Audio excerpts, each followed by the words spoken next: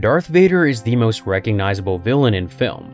Between the black armor, the deep voice, and the constant sound of forced breathing, almost everyone knows the shape of him. However, the version most people carry in their head is only the outer layer, and the real story is far scarier than the costume suggests. That story lives in the Star Wars canon and legends, the two branches of official material that expand the saga far beyond the movies. In those pages, the armor is not a trophy of power. It works more like a cage designed on purpose to keep the man inside it weak and easy to control.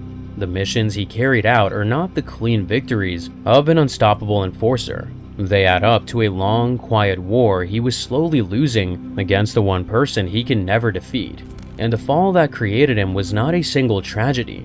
Something very similar had already happened once, far back in the galaxy's history. Seen this way, a very different figure comes into focus. The most feared being in the galaxy was also one of its most trapped, kept alive and kept in line by the same people who built him. They wanted his power. They never wanted him free.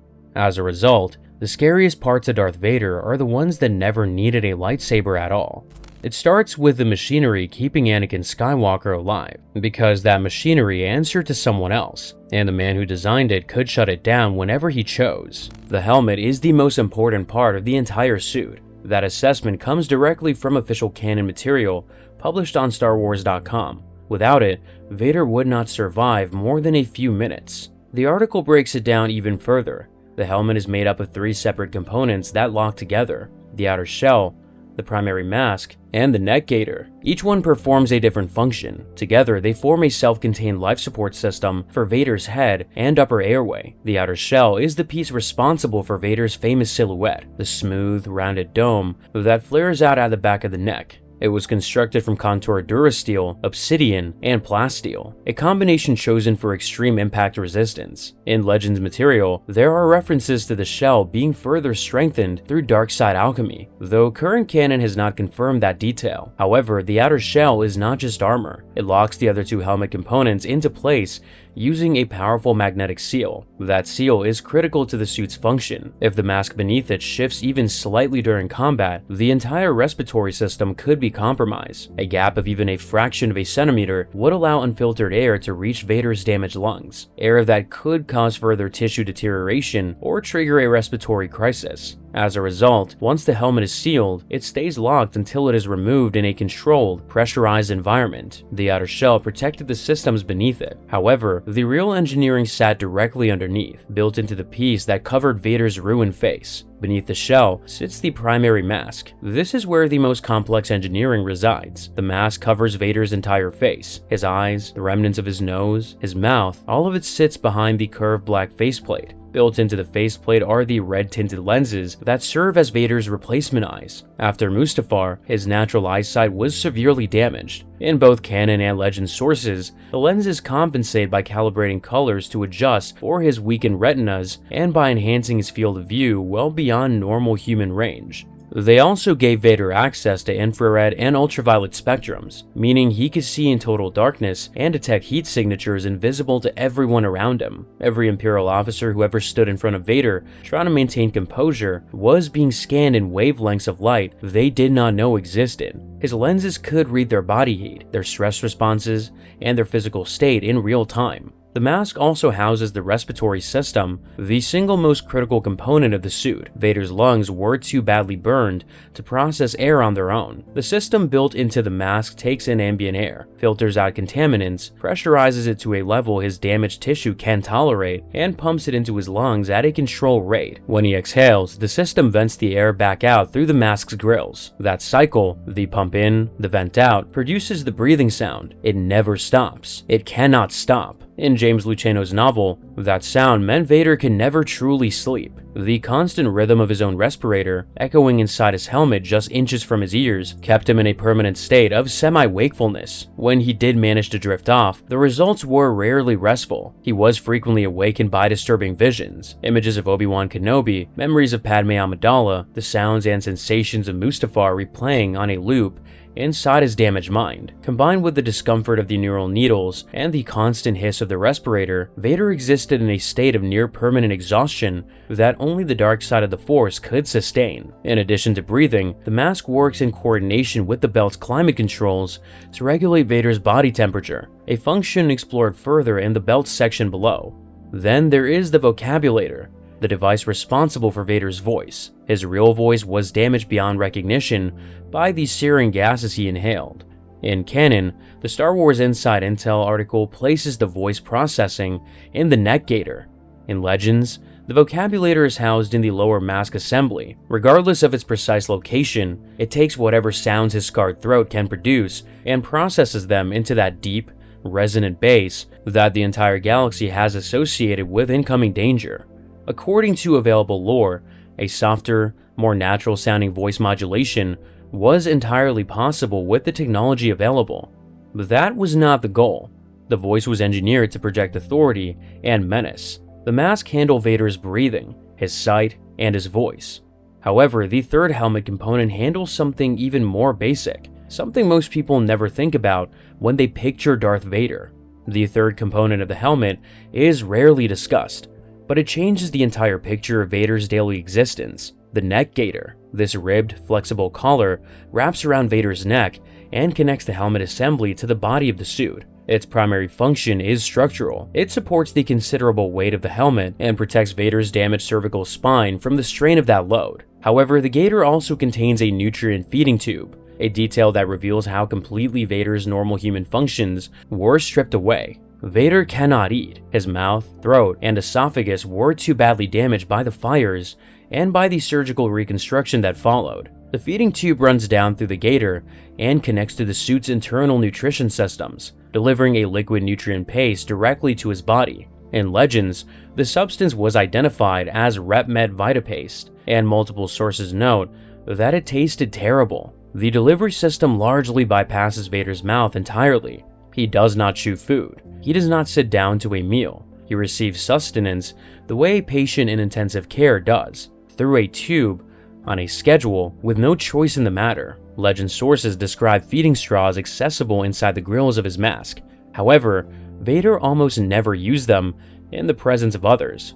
The image of the galaxy's most feared enforcer consuming nutrients through a straw was not one the Empire intended to publicize. The helmet kept Vader alive from the neck up. Below it, the suit's operational brain managed everything else, and it sat right in the center of his chest. Below the helmet sits the chest plate and its control panel. This is the operational brain of the entire suit. The chest plate is a thick slab of armored durasteel that covers Vader's damaged ribcage and pectoral region, extending outward to the black shoulder pauldrons over his upper arms. Beneath all of that armor sits the central life support computer, the processor that monitors and regulates every system in the suit simultaneously: his breathing rate, his heartbeat, his blood filtration, his neural interface calibrations. All of it feeds data back to the central processor, which, according to Legend sources, could run autonomously for weeks at a time before requiring maintenance. The most recognizable feature on the chest plate, however, is the illuminated control panel in the center of Vader's torso. Those blinking lights and colored buttons that have appeared in every film, but have rarely been explained. In canon, the official position from Lucasfilm is that the specific functions of each button remain purposefully mysterious. However, Legends material, particularly Daniel Wallace's reference book, broke them down in detail. According to Wallace, the top row contains 3 data readout switches arranged vertically. The top switch displays neural system data. The middle switch shows respiratory system data. The bottom switch tracks circulatory system data. Together, these 3 readouts function as a medical dashboard built into Vader's chest. Below the readouts sit 2 buttons, a blue one that engages the suit's auto control functions, allowing the computer to manage all systems automatically, and a red one that activates manual override, giving Vader direct control of his own life support. Under normal conditions, Vader operated on auto control. Manual override was reserved for combat situations or emergencies where he needed to adjust his own systems mid-action. Below those sit 4 additional switches. The gray ones are program switches Vader could customize for different operational presets. Then there's one red switch, a system reset. In Legends, activating this reset would temporarily shut down the suit's entire life support, leaving Vader unprotected until the reboot was completed. During that window, he was as vulnerable as any critically injured man without medical support. That vulnerability was not an accident. Emperor Palpatine knew exactly what the reset switch represented. In Luceno's novel, Palpatine reveals that he was intimately familiar with every element of the suit's circuitry, including the fact that its electronics were highly vulnerable to electrical discharges. As a result, at any moment, Palpatine could use Force Lightning to overload the chest panel, crash the respirator, and bring Vader to his knees. The suit's most dangerous weakness was engineered into it as a control mechanism. The most feared enforcer in the galaxy was wearing his own off switch on his chest. His master held the trigger. This dynamic is confirmed in canon through Kieron Gillen's Darth Vader issues 23 to 24. In that storyline, Dr. Silo, one of the Imperial scientists involved in Vader's reconstruction, reveals that he installed a hidden backdoor in the suit's programming. With a small gray device, Silo shuts Vader down completely. The suit goes dark. Every system fails simultaneously. Vader collapses, unable to move or breathe. It takes all of Vader's connection to the dark side to override the shutdown and claw his systems back online. But that moment reveals the core truth of Vader's existence. Regardless of how many Jedi he struck down or how many star systems feared his name, he was always one signal away from total helplessness. The suit's vulnerability extended beyond Palpatine and Silo. According to canon sources, the suit was also susceptible to hacking by skilled operators. A competent technician with the right access codes could interface with the central suit computer and send holo messages on Vader's behalf, manipulate his vocabulary to make him speak, or force his mechanical limbs to move against his will. The suit that projected invincibility to the galaxy was, in technical terms, a network system with exploitable access points. Anyone with the knowledge and the nerve to try could theoretically puppet the most feared man in the Empire from a remote terminal. In Legends, the monitoring panel on his chest beeped frequently and for no clear reason. The lights on the readouts seemed to serve no practical purpose beyond acting as steady, visible reminders of Vader's dependence on the machine. Every blinking indicator was a small signal that, without the technology wrapped around him, he would cease to exist. There is also an out-of-universe detail about the chest plate worth noting. In The Empire Strikes Back and Return of the Jedi, the chest plate includes 3 lines of text etched below the vertical slots. The text is not written in Aurebesh, the standard written language of the Star Wars galaxy. It is written in Hebrew. The most widely cited translation reads approximately, "His deeds will not be forgiven until he merits." However, several of the characters appear upside down or incomplete, and researchers who examined the original prop, including illustrators Chris Reif and Chris Travis during their work on the Star Wars Blueprints book, concluded the text may be decorative rather than a coherent message. The translation remains disputed. George Lucas never provided an official explanation for why the text is there. However, for a character like Anakin Skywalker, a man seeking redemption he believes he can never earn, even the possibility of that meaning is difficult to ignore. The chestplate controls Vader's systems from the outside. Underneath all of that armor, pressed directly against his ruined skin, sat the layer that caused him the most constant suffering. Underneath the external armor, pressed directly against what remains of Vader's skin, is a multi-ply body glove made of specialized black-ribbed fabric. This garment covers him from neck to fingertips to toes. It is the innermost layer. The body glove serves as the barrier between Vader's damaged organic tissue and the mechanical systems that sustain him. His skin, scarred beyond recognition across most of his body, was never able to fully heal. Open wounds persisted for years after Mustafar. Scar tissue formed over some areas, but other regions remained raw and exposed. The body glove provided a sterile barrier over this fragile tissue, reducing the constant risk of infection that came with living inside a mechanical apparatus 24 hours a day. Combined with the outer durasteel and plastoid components, the body glove makes the suit effectively fireproof. It is not, however, waterproof or fully lightsaber resistant. A direct lightsaber strike could still penetrate the layers beneath the outer armor. During the duel with Luke Skywalker on Cloud City, Luke managed to slash Vader's shoulder, a hit that caused real damage to the suit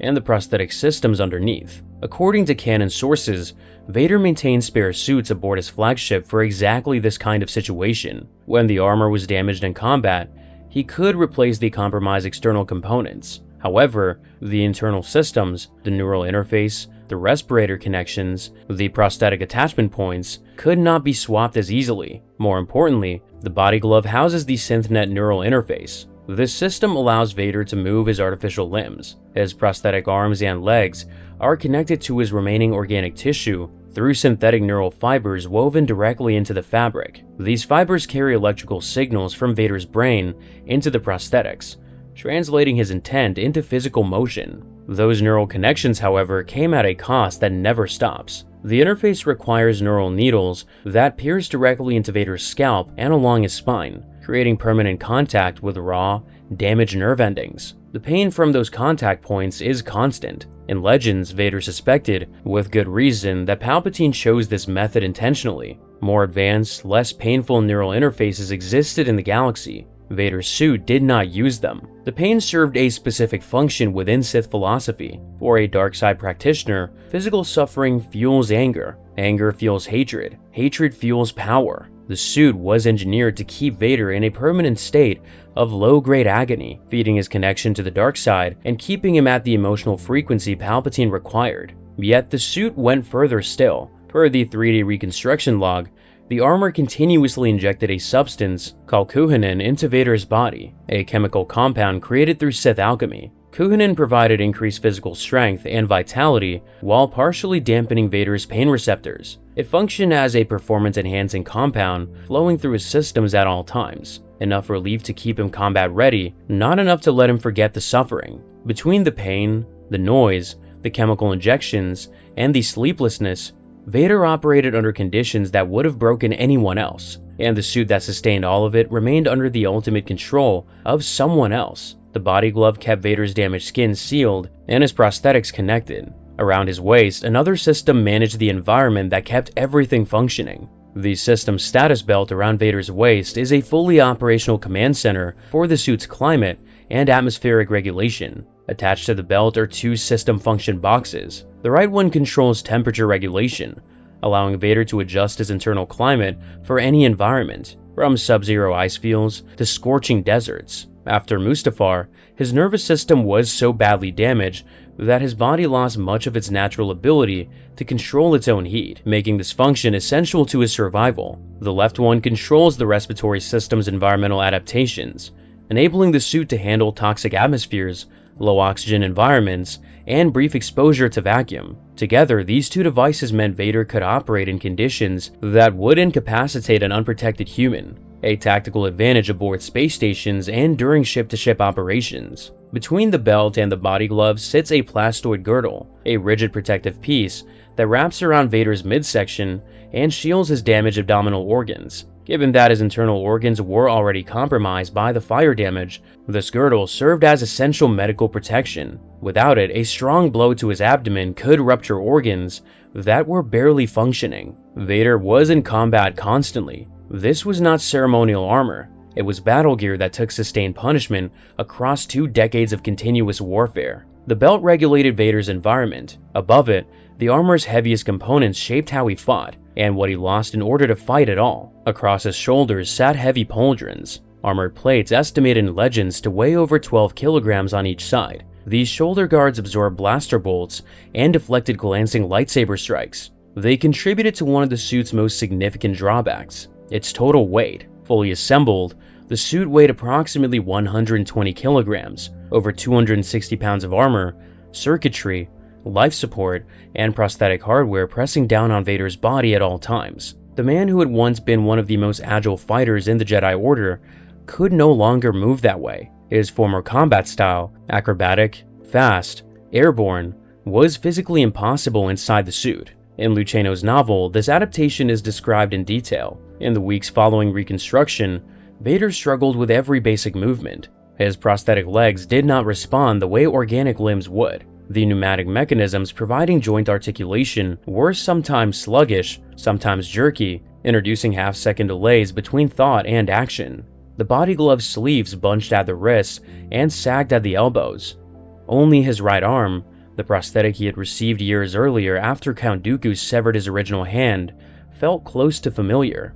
Over the months and years that followed, Vader developed an entirely new lightsaber form built around the suit's constraints. Where Anakin Skywalker had been fast and acrobatic, Darth Vader became slow and devastatingly powerful. He used the suit's mass as leverage, putting the full weight behind every swing. He compensated for lost agility by relying on the Force, telekinesis, object manipulation, and battlefield control in ways Anakin never needed to employ. By the era of the original trilogy, Vader had fully mastered this approach. He was no longer the quickest blade in the room, he was the most relentless. Opponents who attempted to use speed and footwork to find openings discovered that Vader simply did not give ground. He advanced, always forward, always pressing, each step carrying the full momentum of the suit. The Force, amplified by years of channeled pain and anger, filled in every gap his body could no longer cover. However, the discomfort never left.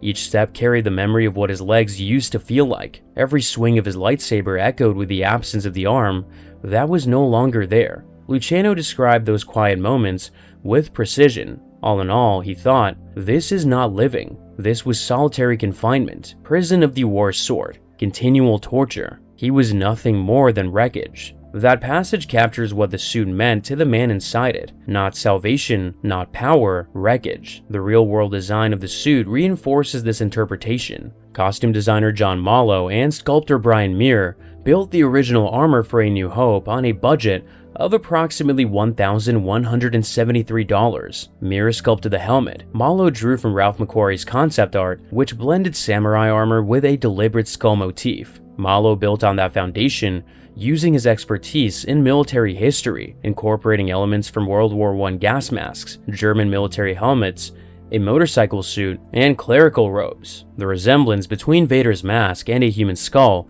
was an intentional design choice by McQuarrie, a visual statement that the man inside was already closer to something gone than something alive. Actor David Prowse wore the suit on set, James Earl Jones provided the voice, and Ben Burtt created the breathing sound by recording himself breathing through a scuba regulator. Every creative decision pointed in the same direction. This was a man entombed in machinery, more medical equipment than a warrior's armor, more prison than protection. The weight of the suit defined how Vader moved. Below all of that mass, his boots carried functions that went far beyond simply walking. Vader's boots perform far more functions than most sources acknowledge. After losing both legs below the knee, his lower limbs were replaced with mechanical prosthetics filled with Durasteel alloy shanks connected to the hinged structure of his boots. These boots were tall, heavy, and combat grade, designed to support the full mass of the armor above. Built into the soles was a ferromagnetic core. When activated through mouth-operated controls inside the helmet, this core generated a magnetic field powerful enough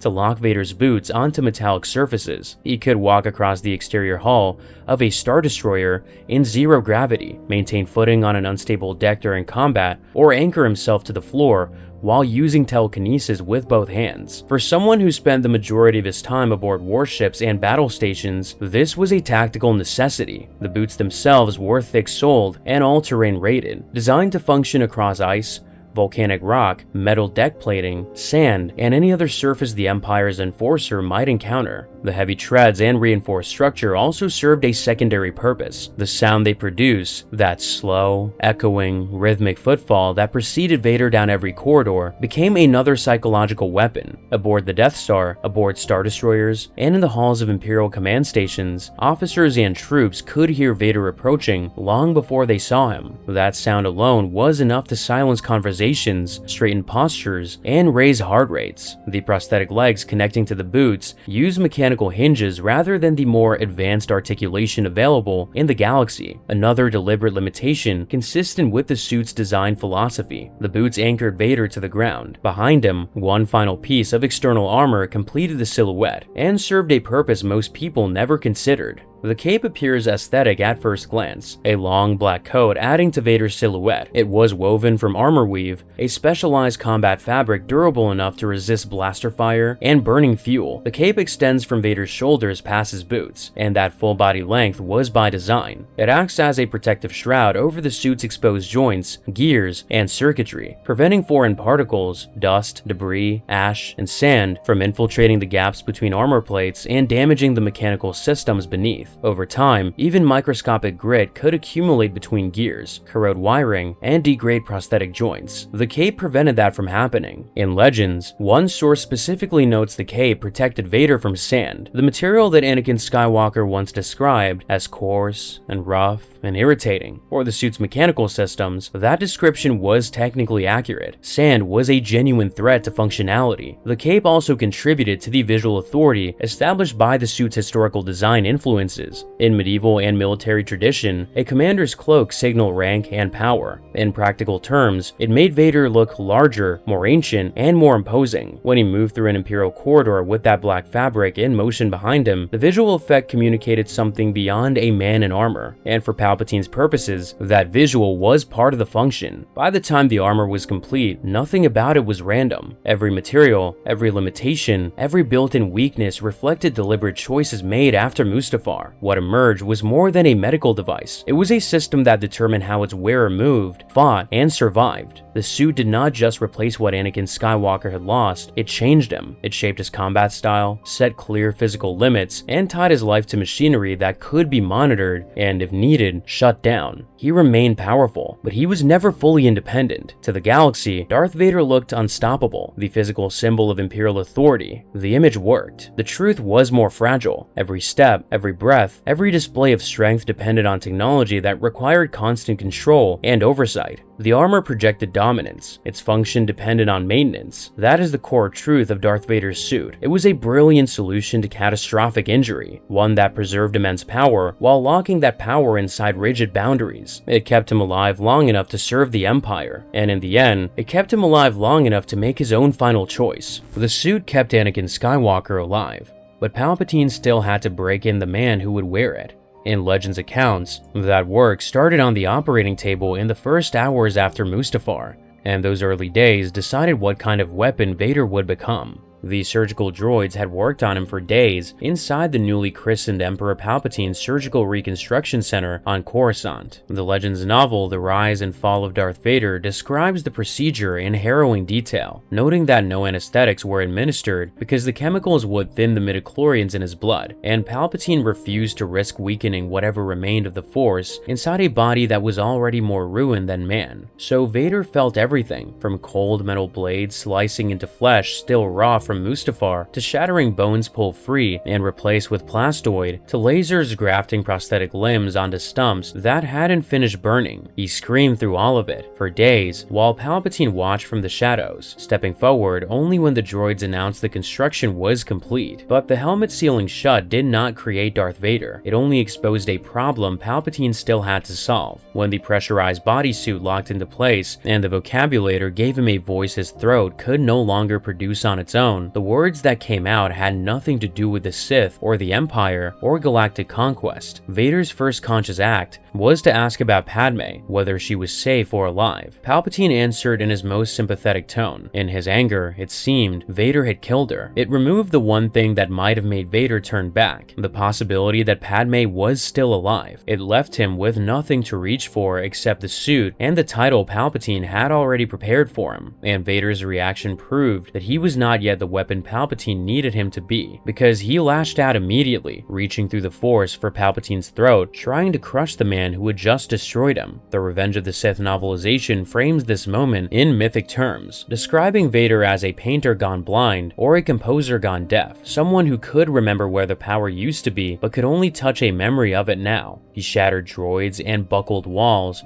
and crushed every piece of medical equipment in the surgical theater, but he could not touch Sidious because the gap between them had become physical, mechanical, and permanent. Vader squeezed his eyes shut behind the mask, but nothing came, and he did not know whether the droids had altered his tear ducts or removed them entirely, leaving one more human response sealed behind black durasteel and one more piece of Anakin locked away where it can never surface again. What stood in that surgical chamber was not a Sith Lord, but wreckage, a man who had sold everything for a promise that was already broken broken before the deal closed, loyal to Palpatine only because there was literally no one else left. Palpatine understood this better than Vader did, because Palpatine had understood it before the man's eyes ever opened. The suit was a prison, and Vader suspected it almost immediately. The novel Dark Lord: The Rise of Darth Vader catalogs the defects with clinical precision. The Medroids had substituted an inferior alloy in the leg prosthetics instead of Durasteel. His eardrums had melted on Mustafar beyond any hope of repair, so sound now arrived through implants that made everything register as though coming from underwater, flooded with ambient noise he could not filter. He could eat only inside a hyperbaric chamber, and his own voice without the vocabulator was a whisper. Vader asked himself a question that would haunt him for years: whether Sidious had deliberately engineered this. His internal thoughts circled the suspicion obsessively, wondering if the incompetence of the medical droids had been an accident, or if Mustafar had simply given Palpatine an excuse to cage the only man in the galaxy who might threaten him. Whether he was truly an apprentice, or just another Grievous, a mechanical body wrapped around borrowed power, performing violence on command, while the real architect of the Empire reaped every reward. He recorded that he relished having destroyed the surgical droids, but destroying them changed nothing because the suit remained, and Palpatine's grip only tightened.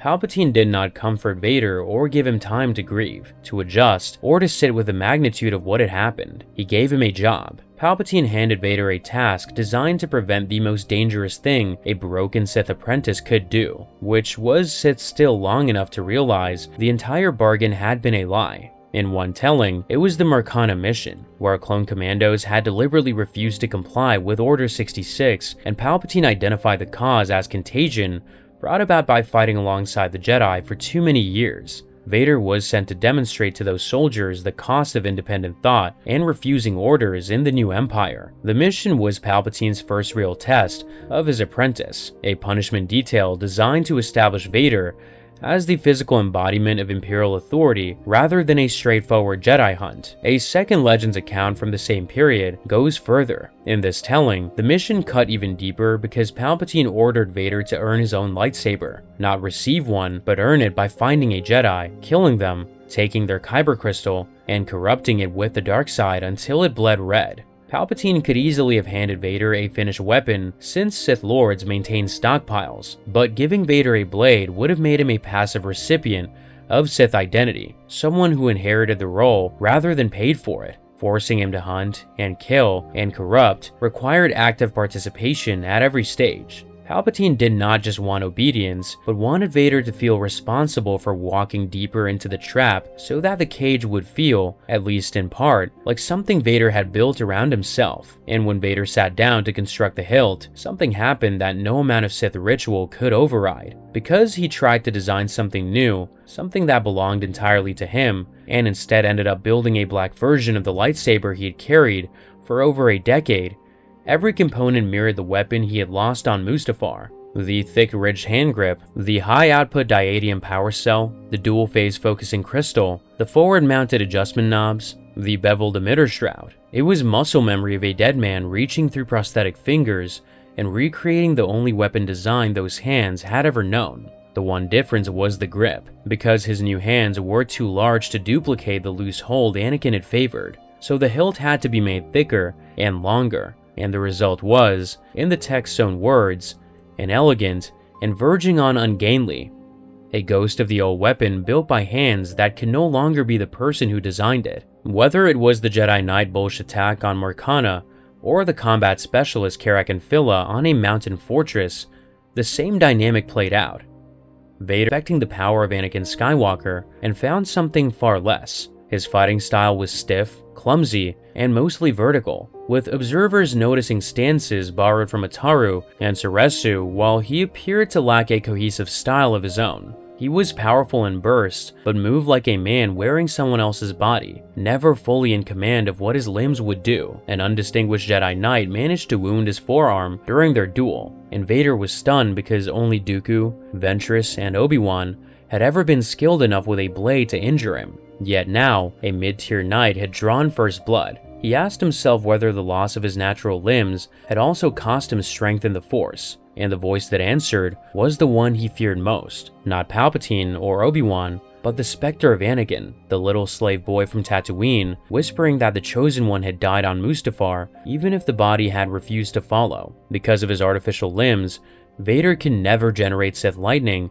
and can never become invulnerable to it, and that ceiling was now literally fused to his skeleton because the apprentice was capped and the master was safe. Vader's clearest lesson in his first week did not come from the surgical table or the lightsaber forge. It came at a dam. He faced a Jedi he could not overpower in a fair fight, a disciplined master grounded in the Force, physically prepared, spiritually intact, everything Vader was not.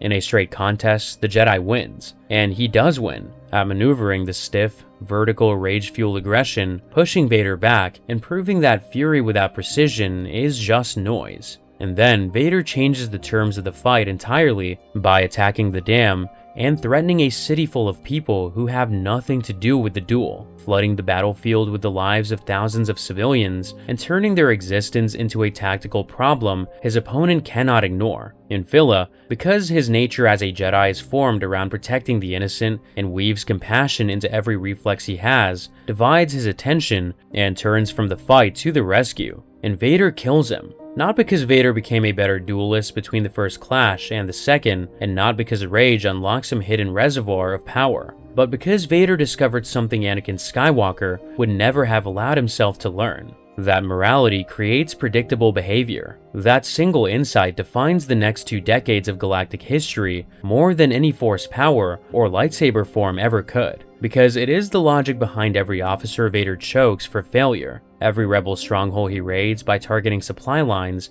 and civilian infrastructure, every negotiation where the threat is never spoken but always understood. He did not win because he became more powerful. He won because he became worse. The crystal inside the blade was synthetic, grown in a compression furnace over days of sustained darkside meditation. The process demanded that the builder channel raw emotion into the stone as it formed. Not focus, not clarity, but anger and pain fed directly into the lattice until the crystal turned red. Vader had no shortage of material. Mustafar was still inside him, the lava fields where Anakin lost his body, where Obi-Wan left him burning, where Padme had taken her last conscious breath before whatever happened aboard that ship carried her beyond his reach forever. He did not need to return to that place. He had never left it. A Kyber crystal does not want to turn red. It resists and fights, and when a Force user forces the corruption by pouring rage and pain into the stone until its natural alignment shatters, the crystal does something extraordinary and opens a vision, a door, a glimpse of another path. Vader saw it. The details shift across different tellings, but the shape is always recognizable. A version of events where he stops, where he turns back, seeks out Obi-Wan, surrenders himself to judgment, and faces the unbearable weight of everything he has done. A future where Anakin Skywalker could crawl out of the wreckage and begin the slow, agonizing process of becoming something other than a monster. He saw the exit, and he chose the cage. He refused precisely because he felt too much. Redemption would have required him to sit inside the full scope of his guilt without the anesthetic of rage, without the comforting story that the dark side had chosen him, that Padme and Obi-Wan and the Jedi were the ones who had truly failed. Redemption would have meant admitting that Anakin Skywalker made a free, conscious, unforced choice, and that choice killed everyone he loved. So Vader poured his pain into the crystal until it screamed and the light inside it broke and it turned red and the vision collapsed and the door behind him closed for what he believed would be the last time. The saber did not turn red on Mustafar. Vader turned red at the dam, and the crystal simply followed suit. Somewhere in that same span of days, Vader stood on the bridge of a Star Destroyer beside Palpatine and a sector governor named Tarkin. The three of them looked out at the growing skeleton of something enormous, a spherical battle station the size of a moon, still years from completion, its superstructure crawling with construction droids and labor crews. The three figures who would define Imperial strategy for a generation gathered in the same place for the first time. Vader had built his lightsaber in the shadow of that structure, a personal weapon forged in grief and assembled in the same physical proximity as the instrument that would one day destroy Alderaan. The intimate violence and the industrial violence, both under construction at the same time, and both designed to enforce the same silence across the galaxy. Stories circulated that a thin and silent figure in the black armor wielding a lightsaber, but clearly not a Jedi, had tracked down 50 Jedi traitors and killed every single one by himself. A lot of speculation followed. Many thought he was a droid, a former gladiator, a bounty hunter, a well-known public figure hiding behind a face-concealing helmet. Nobody knew who Darth Vader was, and nobody connected him to the hero with no fear, the poster boy of the Clone Wars, the chosen one of Jedi prophecy, because to the galaxy, Anakin Skywalker had died at the temple alongside the rest of the Order. Vader did nothing to correct the record, since the only thing anyone needed to know about him was that he answered to the Emperor. Vader felt more at home among the clone troopers than with anyone with a natural face, because to the clones, his armor made sense, and some of them had always wondered why the Jedi left themselves exposed. His bodysuit, his helmet, his mechanical breathing, none of it was strange to men who had been grown in tanks and sealed in plastoids since birth. And he belonged among the manufactured, among the tools, and something about that belonging was the closest thing to comfort he could still access. He described himself in his own thoughts as merely a minion, an errand boy, allegedly an apprentice, the public face of the dark side of the Force. And Palpatine reinforced this at every opportunity through a ritual exchange they would repeat for years. He would ask Vader whether he feared death, whether he sought power, whether he intended to strike his master down. Vader gave the expected answers every time, and each time they were true in the way a prisoner's confession is true, accurate enough to keep breathing, and hollow enough to preserve the fantasy that someday the cell door might open. By the end of his first week, Darth Vader had a weapon, a mission, a body count, and a title. However, he was still haunted by a dead wife and a child he believed he had killed, and he yearned for the day when memories of Anakin would fade entirely. But until that happened, which it never would, not fully, not in 19 years, he would never stop moving long enough to feel the weight of what he had become. But he was functional now, and that was Palpatine's real achievement. Not saving Vader's life or restoring his power, but giving him a purpose. Pain had become routine, grief had become motivation, and guilt had stopped being a warning. Because pausing meant confronting what Anakin Skywalker had done, and that reckoning was harder to bear than the suit, the breathing, or the memory of what his own hands had carried out. So Vader kept moving, mission to mission, kill to kill, year to year. Because in his first week, in that narrow, suffocating corridor between the operating table and the red blade, he had learned the central logic of his new existence. His pain would never heal, but it could be made useful. Guilt he could never face became fear in anyone who stood too close, and if the past refused to be undone, the galaxy could be made to suffer under it. Darth Vader did not escape Anakin Skywalker in his first week after Revenge of the Sith, but learned how to punish the galaxy for reminding him that Anakin was still there. That was Vader in his first week. The canon animated series Maul Shadow Lord, set about a year later, shows what he became, and the most frightening part is not his power. It is how little of a person is left inside the armor. Dave Filoni fixed Darth Vader in just 2 episodes. Not by making him stronger or giving him bigger fights, but by taking something away. Fans did not call it cool or epic. They called it terrifying, which is a strange word for a Vader appearance. Star Wars has spent 20 years making him more powerful, more impressive, more dominant with each new story. And every time, audiences responded with excitement rather than fear. The Rogue One hallway became a highlight reel, while the Obi-Wan Kenobi confrontation became a discussion about legacy. Audiences loved those moments, but they never dreaded them. So when the final 2 episodes of Maul Shadow Lord made people feel something genuinely different, something that lingered after the credits, no obvious explanation could account for it. The animation was exceptional, the choreography was different, and the horror framing was effective, but none of those things were new. Whatever Shadow Lord did differently, it was hiding not in Vader himself, but in what he did to Maul, though not for the reason most fans assumed. The immediate reaction to the finale was about power. Fans pointed out that the Sith Lord fought 3 opponents with one hand and dominated every exchange. All of that is true, but powerful Vader is not new. Shadow Lord produced reactions that no previous Vader story had. Something else was happening in the Shadow Lord finale, and Maul is the key to understanding what. Throughout the entire season, Maul is the most dangerous person on screen. He dismantles crime lords, outwits the Empire, and tears through an AT-ST walker on his own. When the Inquisitors corner him, Maul fights them to a standstill alongside a Jedi Master and a Padawan. The show spends 10 episodes establishing that Maul is someone you do not want to face, but it also establishes something more important than his power. It establishes that he is still recognizably human. Maul is angry, bitter, and driven by revenge against Sidious, the Emperor who discarded him. What he wants is simple: recognition, purpose, and an apprentice. How he pursues those things is not. He schemes, manipulates, and bargains his way through every obstacle, reacting to setbacks with rage and to victories with satisfaction, forming alliances out of desperation and breaking them out of self-interest. He sends Force visions into Devon Azara's dreams, reaching out to a young Padawan's darkest impulses the way his own master once reached into his. Then Vader arrives, and suddenly, Maul looks like the most human person in the room. He does not react when struck, or flinch when attacked from multiple sides. He offers no response when Jedi Master Iko Diodaki senses through the Force that this enemy is a Dark Lord of the Sith, and he does not even turn his head when Captain Brander Lawson and the droid Two Boots open fire from behind. Across the entire 2-episode finale, he does not speak a single word, just keeps walking forward.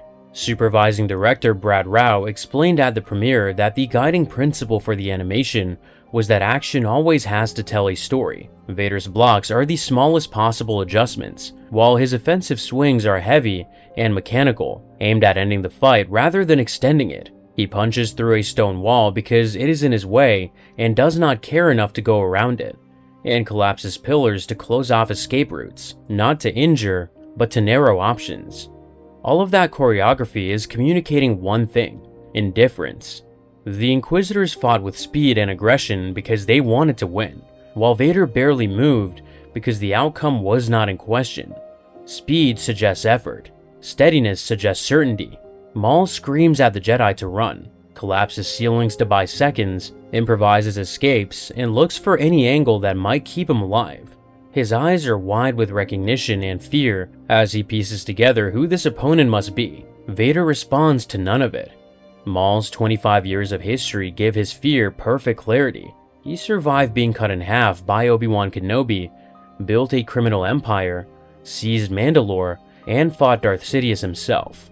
He is the most proven survivor in Star Wars, so when this character, the one who has escaped every trap and outlasted every enemy, starts panicking, his history does the talking.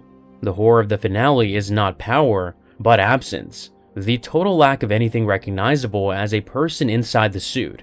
Shadow Lord is set roughly 1 year after Revenge of the Sith.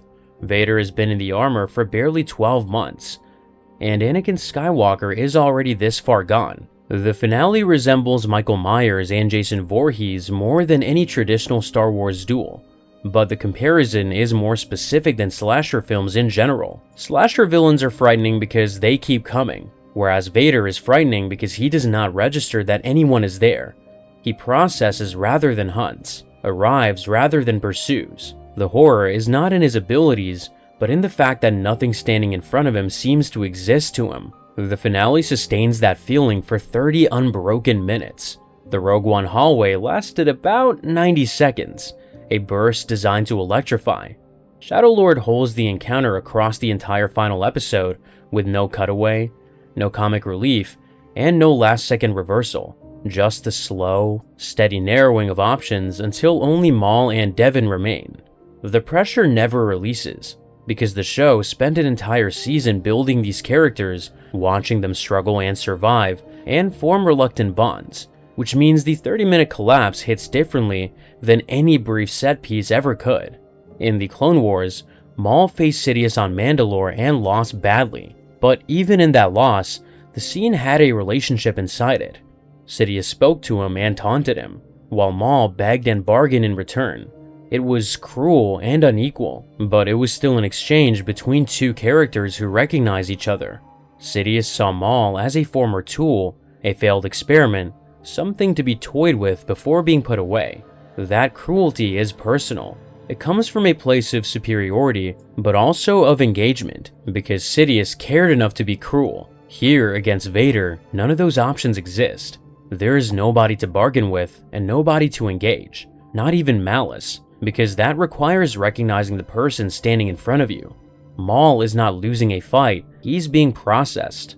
Meanwhile, Maul starts piecing together who his opponent might be. He knows his former master follows the rule of two, the ancient law stating that there can only be two Sith at any given time, a master and an apprentice.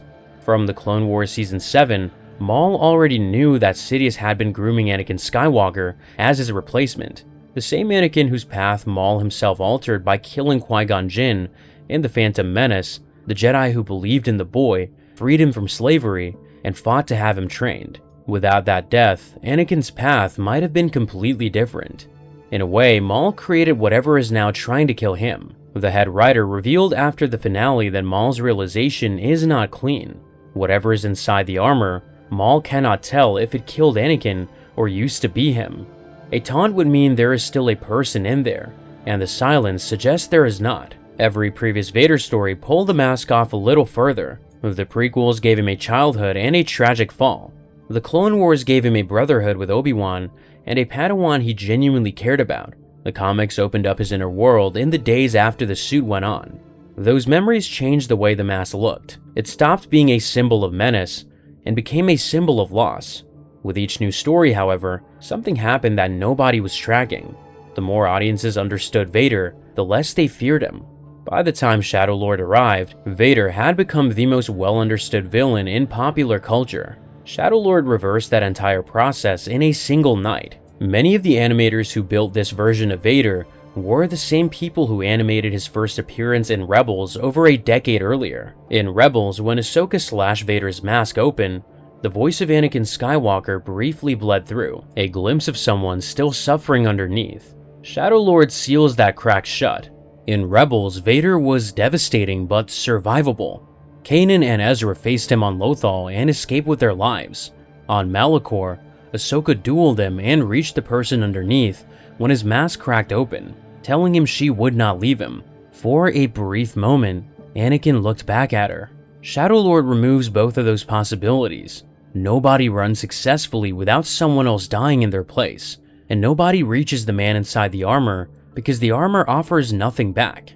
The finale's most revealing moment comes when Maul force pushes Daki behind Vader, forcing the Jedi Master to re-engage instead of retreating. Maul gets the time he needs to reach Devin, Daki gets a death sentence, and the Padawan, who never sees the push, loses her master without ever knowing who really sealed his fate.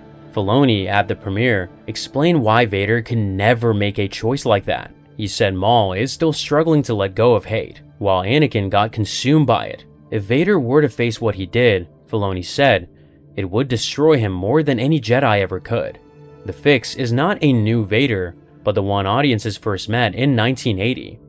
Every character who faced Vader in the finale was left with a sacrifice to make, and every sacrifice revealed who that person really was. Lawson gave his life so his son can escape. Devin accepts Maul as her teacher, screaming that she will kill them all, her voice deepening and hardening as the dark side takes hold. Vader walks back into the fog, having completed his task. He was already gone before the dust settled. One last detail connects the finale to something larger than Shadow Lord. The way Vader strikes down Daki mirrors the way Luke Skywalker will one day strike down Vader himself in Return of the Jedi. And the parallel was deliberate.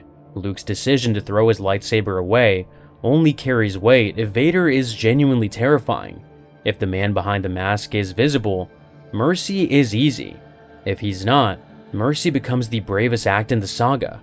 For 2 episodes, the galaxy remembered what it felt like to be afraid of Darth Vader again. Not because he was stronger, but because he was no longer someone the audience could reach. That hollow, unreachable version of Vader was not a one-time appearance. For 20 years, it was how he actually operated. Behind the mask, he built private armies, hidden apprentices, and ancient weapons for a war against his own master. In Legends, that campaign opened only 4 weeks after Mustafar. With a single act of defiance the Emperor refused to let stand. A contingent of clone troopers on the planet Mercana had refused to fire on 3 Jedi survivors. The names were Roan Shrine, a veteran of the Clone Wars, his apprentice Bolchatak, and Chatak's young Padawan Oli Starstone. The clones had served under Shrine for years and had chosen their old generals over their new orders. The Empire could not allow that line of thinking to spread, and so the Empire sent Vader. Chapter 1: Born in Fire. Bolchatak fell first, on Mercana. Vader took her weapon arm in a sweeping arc, and her life immediately after. The hunt carried Vader from Coruscant to Alderaan, where Bail Organa was already helping surviving Jedi disappear. From there, it led him to Kashyyyk, the Wookiee home world, already being turned into an Imperial labor camp. In the Burning Force, Vader caught up to Roan Shrine. Shrine held on long enough to face the Sith Lord directly, and in his final moments he learned the truth. The Emperor was Sidious. The man behind the mask had once been Anakin Skywalker. Then Shrine was gone. Struck down inside a forest, the Empire was already burning to the ground. Starstone slipped away in the confusion. This was the suit Palpatine had built. The chest panel, the central cable, the organ implants, and the respiratory linkages, all laid out in dark lore The Rise of Darth Vader, were built with a strange kind of fragility. The Kunin cartridge in Vader's collarbone dulled the pain, but never erased it. The respirator was loud on purpose.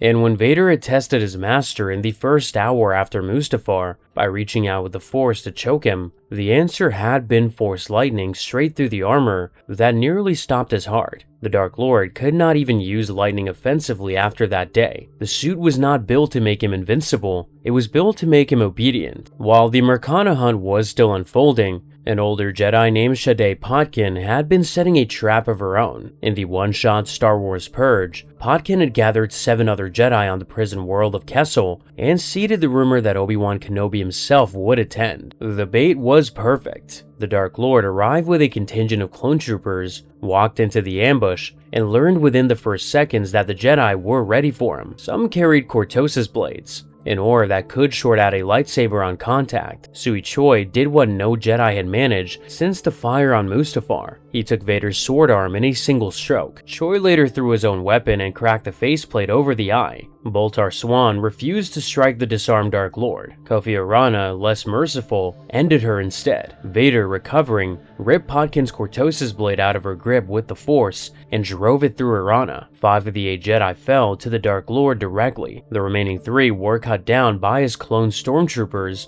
under the command of Commander Bo. Potkin's strap had cost her everything, and the Jedi gathered to end the new threat were gone within minutes. 50 Jedi, the propaganda reported, had been hunted down single-handedly by Darth Vader inside their hidden nest on Kessel. The larger number was the one the Empire wanted the galaxy to believe. Every Jedi failed to end Vader because they thought Obi-Wan was the bait. Within weeks, the Dark Lord would learn that his own master was setting traps of a different kind entirely.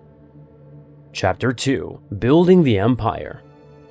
The young man stood in the assembly house on Sereno with a blade in his hand, looking down at his father. The old man did not run. He understood by then what Vader had brought to the home world of the late Count Dooku, and what the alternative was if his son refused. Rodas Borgin struck first. One by one, the heirs of Sereno's great houses followed his lead, turning their blades on the fathers who had ruled before them. In the comics, Agents of the Empire hard targets, the cleansing of Sereno had taken place in the first months after the Clone Wars. Vader's stated reasoning was that the rest of the galaxy had suffered, and now Sereno would suffer too. By the end of the Purge, Adan Dooku, raised off-world and untouched by the bloodshed, had been installed as the new Count. The cleansing vanished into Imperial record. The galaxy was told that Sereno had simply chosen its side, and Vader had done it without specific orders from Palpatine. While the cleansing of Sereno was concluding, the Empire was already turning its attention to another world that would prove far more useful to Vader personally. The planet was Hanagar. In heir to the Empire and Dark Force Rising, a separatist Lucrehulk core ship named the Gehenna had crashed into Hanagar's surface during the final days of the Clone Wars, breaking open and releasing a toxin called trihexylophene in 1138. The planet's ecosystem was dying. The native species, the Nogri, were a small,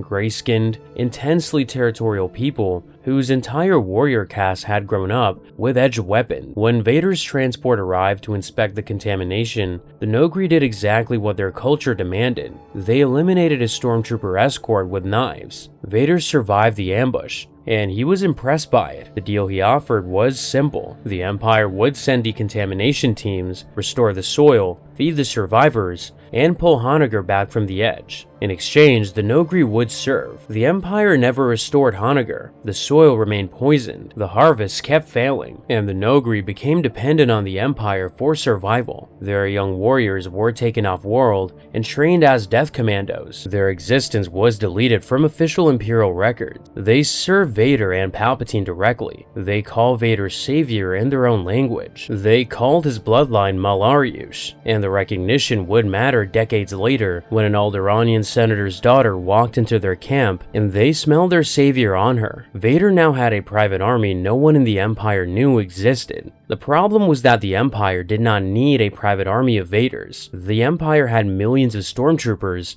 a navy spanning the galaxy, and a sitting emperor who was watching everything. The same emperor whose life Vader was about to be required to save. In Darth Vader and the Ghost Prison comic, the investigator was General Gentis, the headmaster of the Imperial Academy on Coruscant. Gentis was a believer by background, but his belief had been ground down by the realities of Palpatine's regime. The Emperor's tactics during the Clone Wars had taken most of his former cadets, and the worst of those losses included Gentis' own sons. Gentis saw the new empire not as a government, but as a meat grinder. His response was a coup. Coordinated explosives went off across Imperial-occupied Galactic City within a single minute. The follow-up strike was a cloud of Aorth-6, an engineered virus, released directly into the Emperor's throne room. Palpatine survived the only way he could, by holding the toxin at bay with the corrupting influence of the Force and refusing to die. Vader arrived in the throne room with two men. The first was Moff Tracta, a heavily cybernetic officer who would later orchestrate his own conspiracy. The second was a young, crippled lieutenant named Loretta Tome, the Academy's valedictorian,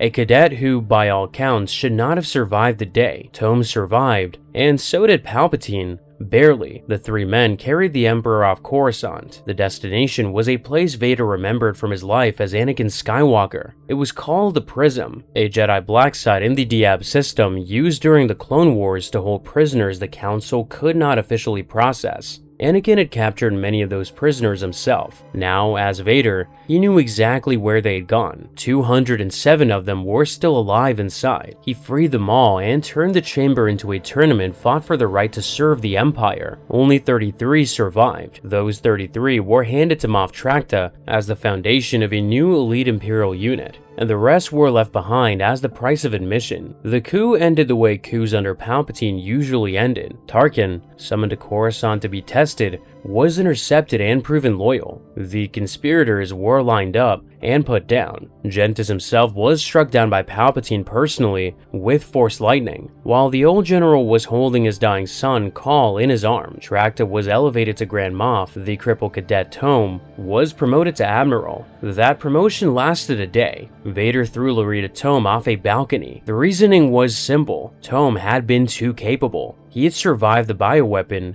and the prison tournament. He had earned his rank in front of Palpatine. The rule of two did not allow for a third figure that promising to keep climbing. The advice Vader offered as Tome went over the railing was 3 words: never suffer rivals. The Empire was told that the new Admiral had been called away to a distant assignment. The Sith Lord, who had just helped save the Empire, had already begun the quiet work of making sure no Imperial in uniform would ever rise high enough to take his place. Vader had saved his master, built his own private army, and ended his most promising lieutenant. On a quiet planet in wild space, an artifact was waiting that promised him a way out of his master's shadow forever. Chapter 3: The First Escape. Earlier in the timeline, on the edge of the Outer Rim, a smuggling crate had turned up that should not have existed. The crew of the freighter Humale was trying to get rid of it. The crate refused to leave their hold easily. word of the cargo reached the Empire, and from there, it reached Vader. The Dark Lord recognized the markings on the metal. Whatever was inside had been buried for 4,000 years. In the crossover comic Star Wars Dark Times Vector, Vader caught up to the freighter on a remote desert moon. The crate was opened in front of him. Inside was a stasis tube called Drapa's Oubliette, and inside the Oubliette was a Jedi Knight named Celeste Morn, a Covenant operative who had been alive after 4 millennia, still holding the artifact she had been buried with. The artifact was the Moore Talisman. Its previous owner had been a Sith Lord named Carnes Moore, and his consciousness was still inside it. The talisman promised exactly what Vader wanted most at that stage of his life: more power, an army of his own, and a way out from under Palpatine. The deal was offered immediately: take Morn as an apprentice, claim the talisman, command the Rakghoul plague that turned living beings into Old Republic predators, and end Palpatine within the year. For a moment, Vader considered it. He had worn the suit for less than a year by then,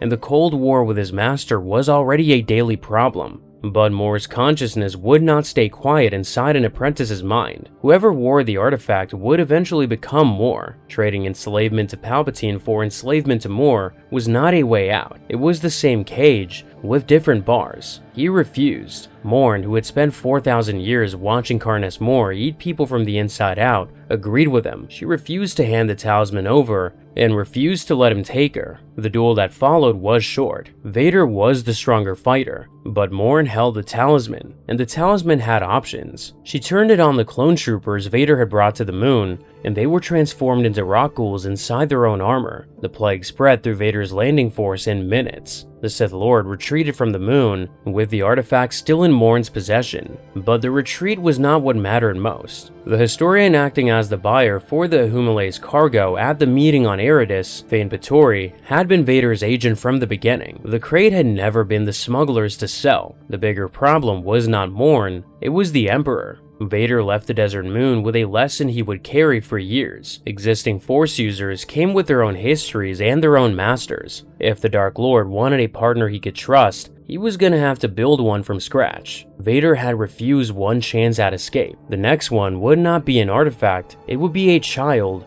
raised across the long years to come in total secret. Chapter 4: Shadows on Coruscant.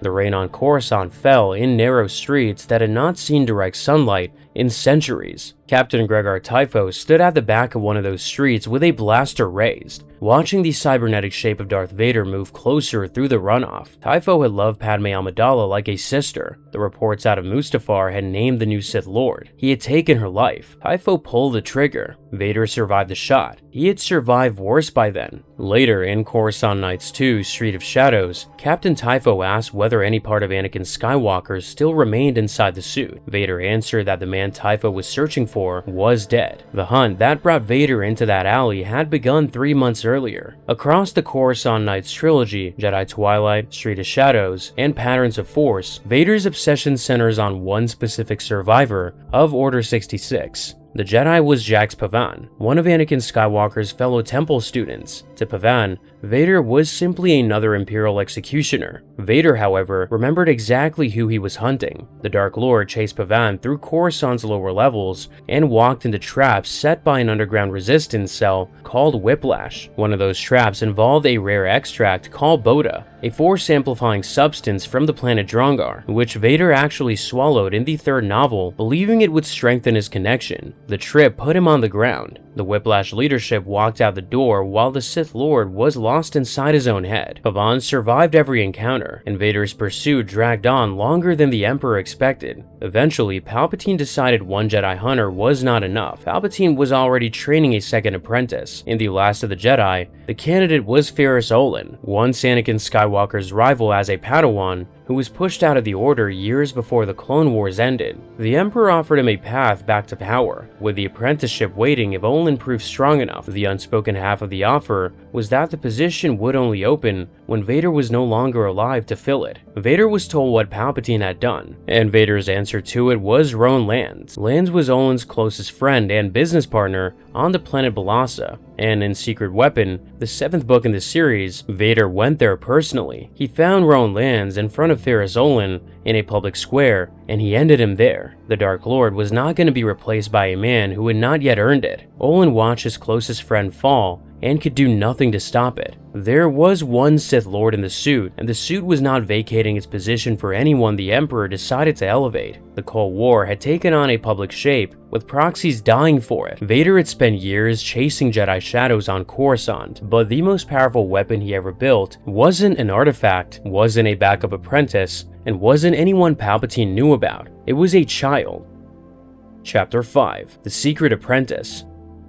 In a wooden hut on Kashyyyk, the boy watched his father reach for a lightsaber that was already gone. The Jedi Kento Marek had hidden himself among the Wookiees since the end of the Clone Wars, raising his son in secret on a world where the Empire's stormtroopers did not yet patrol. The figure who walked through the door that morning was the one Jedi survivors had been told to fear. Kento Marek fell to Vader inside his own house. The fight was over before it began, and then something happened that the Dark Lord had not expected. The dead Jedi's lightsaber, lying on the floor between them, lifted into the air and flew into the hand of a small boy who had never been trained for anything. Vader silenced his own stormtroopers that day, not because they had failed, because they had seen what he was about to do. The Imperial detachment that had accompanied the Dark Lord to Kashyyyk did not leave the hut alive. Every man who knew about the child was eliminated on the spot, and the existence of Galen Marek was buried inside Vader's personal files. Palpatine could never be allowed to learn that an apprentice of that potential existed in the galaxy, because the rule of two would demand the boy either replace Vader or be eliminated outright. Either outcome was unacceptable. The Dark Lord took the child back to his unfinished flagship, the Super Star Destroyer Executor, and hid him in a chamber that did not appear on any deck plan. For 15 years, the most powerful weapon in the galaxy was being raised in a hidden chamber aboard a ship the Empire had not even finished building. The code name was Starkiller. The boy was given no other identity and told nothing of his real name. He was trained by Vader directly when the Dark Lord could afford the time, and by a holodroid called Proxy when he could not. Proxy's primary function was unusual. The droid was programmed to assume the appearance of Jedi Masters and attempt to take the boy's life during routine sessions. A Sith apprentice raised in safety would not survive the first real ambush. One raised under constant attempts on his life would. Galen survived the attempts. He survived the punishing sessions Vader subjected him to whenever the Dark Lord returned from mission. He survived the years of isolation that came with being a secret no one in the Empire was permitted to know. By the time he was a young adult, he was, by every measurable standard, the most powerful Force user Vader had ever produced. The Cold War with Palpatine had been waiting for exactly that moment. By roughly 3 BBY, Vader judged the boy ready. The first missions were Jedi hunts. Each target had been a senior Jedi who would survive Order 66 by going underground. The first was General Ram Koda, a veteran of the Clone Wars who was attacking the TIE construction facility above the smuggler's moon of Nar Shaddaa. Koda fought Starkiller across the breaking decks of the shipyard, lost the duel, and was left blinded but alive. The second was Kazdan Paradis, a Jedi who had retreated to the junkyards of Raxus Prime and built himself a hollow recreation of the Jedi Temple out of scrap. Paradis did not survive his fight. Third was Master Shaak-Ti, who had hidden on the jungle world of Felucia and trained a local resistance. Shaak-Ti did not survive either. 3 Jedi survivors of Order 66, all masters of their craft, all taken down inside a single arc by an apprentice the Emperor did not know existed. The boy's pilot through all of this was Juno Eclipse, a former Imperial captain reassigned to fly Starkiller's prototype starship, the Rogue Shadow. Eclipse was a soldier first, not a believer. Her role was meant to be entirely operational. It did not stay operational. Starkiller, who had spent his entire life inside a windowless chamber, met the first person who looked at him as more than a weapon. The attachment that formed between them was not something Vader had planned for. Starkiller was ready. The 3 Jedi were gone. The plan was about to come together, and then Vader betrayed him in front of the Emperor. Chapter 6: The Founding Trap. In the throne room aboard the Executor, Darth Vader drove his lightsaber through Galen Marek's chest while the Emperor watched from above. The apprentice Vader, who had spent years shaping into a weapon against Palpatine, collapsed to the deck without a sound. Palpatine had arrived unexpectedly, and Vader had been forced into a choice: kill Starkiller himself or be replaced by an apprentice that the Emperor had already started preparing. Vader chose the lightsaber, and Starkiller's body was thrown out an airlock, but Vader never intended for the death to last. The Dark Lord Lord recovered the body. The recovery was carried out by a small Imperial detachment loyal to Vader personally on the science vessel Empirical, where a team of medical droids worked for weeks to bring the boy back. The designation given to him during the reconstruction was Subject 1138. When Starkiller woke up, he was told two things. The first was that his death had been staged. The second was that the Cold War Vader had been fighting across his entire post-Mustafar career was about to enter its final phase, and Starkiller was the weapon. The boy was given a new mission. He would travel to Bail Organa, Mon Mothma,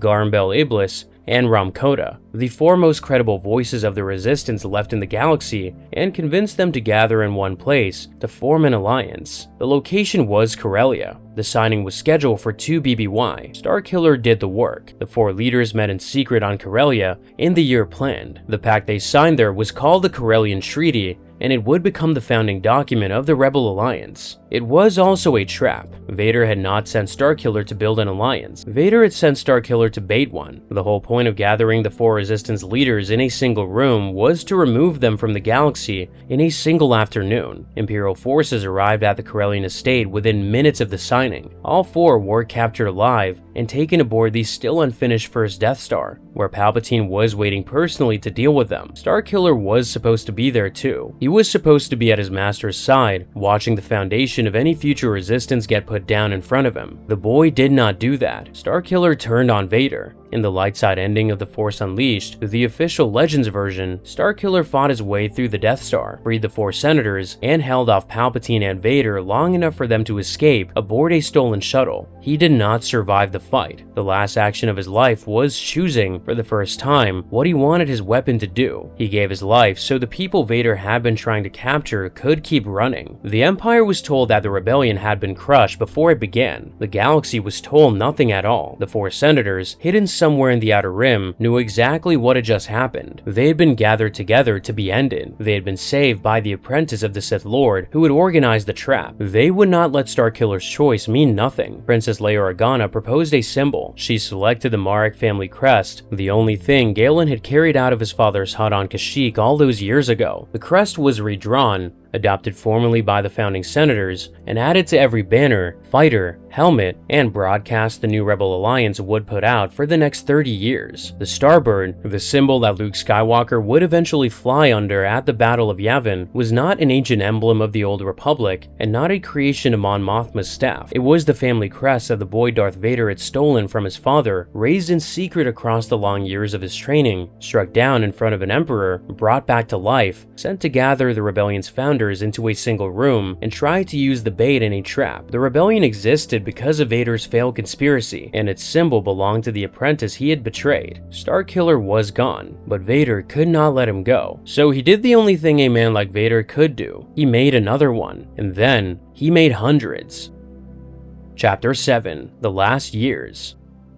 On a stormy planet at the edge of the galaxy, a rebel strike force was about to do something no one in the Empire's Imperial era record had managed. The planet was Kamino. The defenders were Vader's own clones, and in a vat on the cloning facility's lowest level, a young man with Galen Marek's face was waking up for the third time in 2 years. In The Force Unleashed 2, the answer to what Vader had been doing since the Corellian Treaty was cloning. The Kamino facility, the same one that had produced the original clone army for the Republic, had been quietly repurposed by Vader for a single project. Galen Marek was to be reproduced at speed, in volume, with every accelerated growth technique the Kaminoans could provide. Hundreds of attempts failed, but 2 reached completion. The first retained fragments of Galen's memories, including a face he could not stop dreaming about. The second was something else entirely, pale-skinned, red-eyed, and obedient. The Dark Apprentice was the result Vader had been hunting for. The first clone, designated Subject 1138, was the result Vader had not wanted to keep. Subject 1138 broke out of his containment chamber driven by the memory of one person. Juno Eclipse, the pilot who had once flown Starkiller across half the galaxy, was the only thing the clone remembered clearly. Vader, anticipating this, had already hired Boba Fett to track Eclipse down and bring her in as bait. The clone escaped Kamino, made his way to the gladiator arenas of Cato Nemoidia, and pulled General Ramkota out of Baron Marillion Tarko's fighting pit. Kota had not seen Starkiller since the trap on Corellia. He recognized the face. He did not recognize the man, and then the clone walked aboard a rebel cruiser and told General Kota that the rebellion was about to launch an assault on Kamino. With him at the front of it. The assault on Kamino in 1BBY ended with Darth Vader on his knees. The fight, captured in the canonical light side ending of The Force Unleashed 2, was personal in a way the Cold War had never allowed itself to be in public. Starkiller fought through Vader's clone defenders, broke into the central cloning chamber, and confronted his maker directly. The duel was short. Vader, the same Dark Lord who had once been cut on Kessel by Sui Choi at the sword arm, was struck down on Kamino by an apprentice he had betrayed and rebuilt. He was not finished off. The clone chose to take him alive, and the rebel troops boarded the chamber, restrained the Dark Lord of the Sith, and carried him out of the facility as a prisoner. For a few hours, the Rebel Alliance had Darth Vader in its custody. Then, a second ship lifted off after them. Boba Fett, hired to bring in Juno Eclipse, was, by the closing seconds of Force Unleashed 2, no longer the one being hired. He was the one watching. The Rebel shuttle disappeared into hyperspace, and Fett followed. Palpatine had known about Kamino the entire time, and every secret Vader had been built under observation. By the time Vader returned to active service, the Great Jedi Purge was almost over. On the forest world of Kofrigan 5, an exiled Jedi Master named Anya Kuro had been hiding across the entire Imperial period. In the Darth Vader Extinction comic, Kuro had been called the Dark Woman during her years in the Order, a teacher who had taken Ki-Adi-Mundi as a Padawan, and a figure Anakin Skywalker had known of in the temple. Mara Jade, the Emperor's Hand, located her first and reported the find back to Coruscant. Mara wanted it for herself. Palpatine, understanding what Kuro's presence in the galaxy still meant, assigned her instead to Vader. Some closures had to be handled by the Sith Lord, whose past she belonged to. The duel on Kofrigan 5 was personal in a way the rest of the Purge had never been. Kuro told Vader, between blows, that some paths were easier to walk for a coward. She disarmed him once. Vader, recovering, severed a tree at its base with his lightsaber and let the trunk fall. Kuro was pinned, and the fight ended there. Her body vanished into the Force the way old Jedi sometimes did. Her Force ghost appeared to Vader a moment later. In the original 2-issue version of the story, the name it used to address him was the name Captain Typho had asked about in a Coruscant alley years before. The name Vader had told Typho was dead. The ghost called him Anakin. The Empire was told that the Purge had ended successfully. The galaxy was told that the Jedi were finished. Palpatine reassigned the Dark Lord to a new project that needed personal oversight. The project was a weapon the size of a moon. In the novel Death Star, construction was nearing completion, and Tarkin was the commander on station. Vader, returning to his bridge after nearly 20 years of secret apprentices and private armies, was no longer the Empire's primary weapon. The Death Star was. His new function was supervisory. He walked the lower decks, oversaw the architects, and on one occasion mentally probed a designer named Tila Kars to test her loyalty. Kars, a political prisoner pressed into the construction crew, held her mind shut against him. Vader, who had not encountered a mind like that in years, moved on and left her alive. 19 years after Mustafar, the Jedi were gone, the Empire ruled the galaxy, and Darth Vader was about to chase a princess across the stars and meet a son he did not know existed. The legacy of those 19 years did not disappear when Vader returned to his bridge. Every piece of work the Dark Lord had quietly built between Mustafar and Yavin kept running after the Death Star reached the Yavin system. The Nogri continued serving the Empire from a poison home world they did not yet know had been poisoned on purpose. They would keep serving until 9ABY, when a senator's daughter named Leia Organa walked into their camp,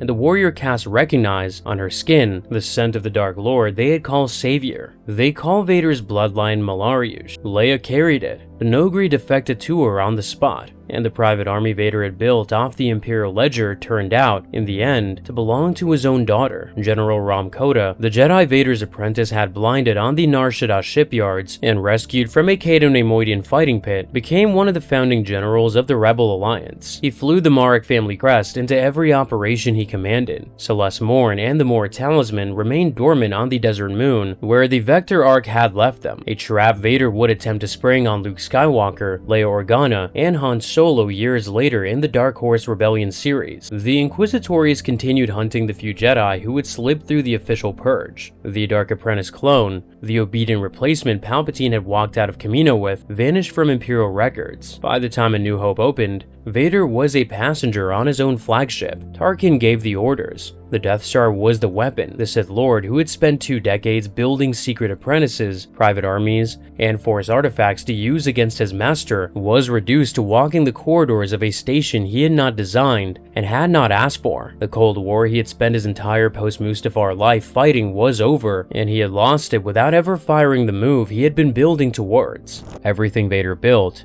he built as a prisoner who had already lost, and none of it was new.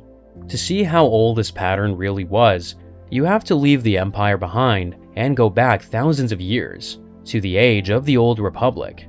4,000 years before Anakin Skywalker became Darth Vader, the Jedi Order had already watched the exact same thing happen once before. The Sith found a gifted young prodigy, isolated him from his teachers, convinced him the Council could not understand the threat he saw, and slowly turned him into a weapon against the Republic. His name was Revan. The Jedi wrote down exactly how it happened. Then they forgot to read it when Darth Sidious did it again. The first sign was small. Revan's fall began with a mask. The world was Cathar, and the war was the Mandalorian conflict, a brutal campaign of conquest waged by a warrior culture against any species that stood in its way. By the time Revan and his fellow Jedi arrived, most of the Cathar species had already been wiped out. The young knight walked through silent streets where the slaughter had ended a decade earlier, and only the wreckage remained, weathered into the rock. As light caught a Mandalorian helmet half buried near the shore, all the Jedi present shared a single Force vision, a Mandalorian woman in that helmet pleading with her commander,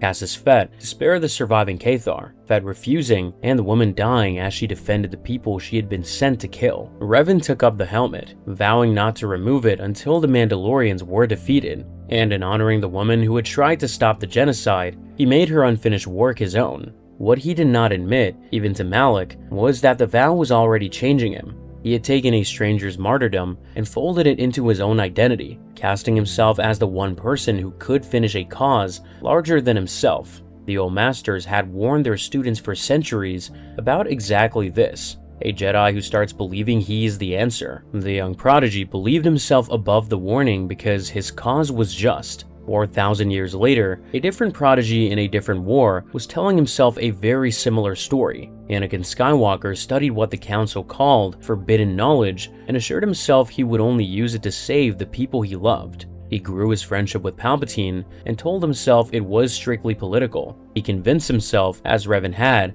that pure intentions would purify the tools he picked up. The resemblance went deeper than judgment. Both were genuine prodigies, hailed in their own time as the finest Jedi alive, with strategic minds that humbled their teachers, and a magnetism that began to look like personal loyalty. Revan led an entire faction of Jedi Knights into battle against the Council's clear orders during the Mandalorian Wars.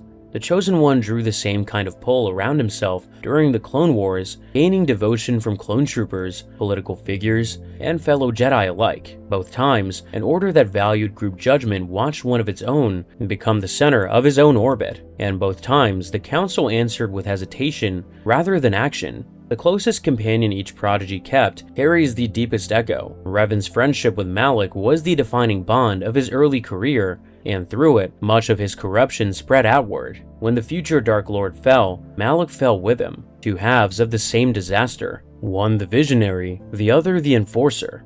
Anakin's closest bond ran the opposite direction. Obi-Wan Kenobi was not a partner in his decline, he was a teacher trying constantly to pull his former apprentice back from it. Malak had no reason to resist Revan's pull, so he sped it up. Kenobi had every reason to resist Anakin's drift, and he did. But the Council placed on one young master's shoulders the burden that, in Revan's case, had needed an entire council to reverse. Revan did not simply slip into darkness, he was hunted into it, deliberately and patiently, by something the Jedi did not believe existed anymore. In the far reaches beyond the charted galaxy, on that same storm-racked world of German Kaz, a being who called himself Emperor had been preparing for centuries. The Jedi who eventually faced him called him Vitiate. Vitiate was not a conqueror, but a patient predator who had spent centuries studying how Jedi break. When the Mandalorian Wars sent a young prodigy chasing the defeated Mandalorians into the unknown regions, Vitiate did not have to find Revan.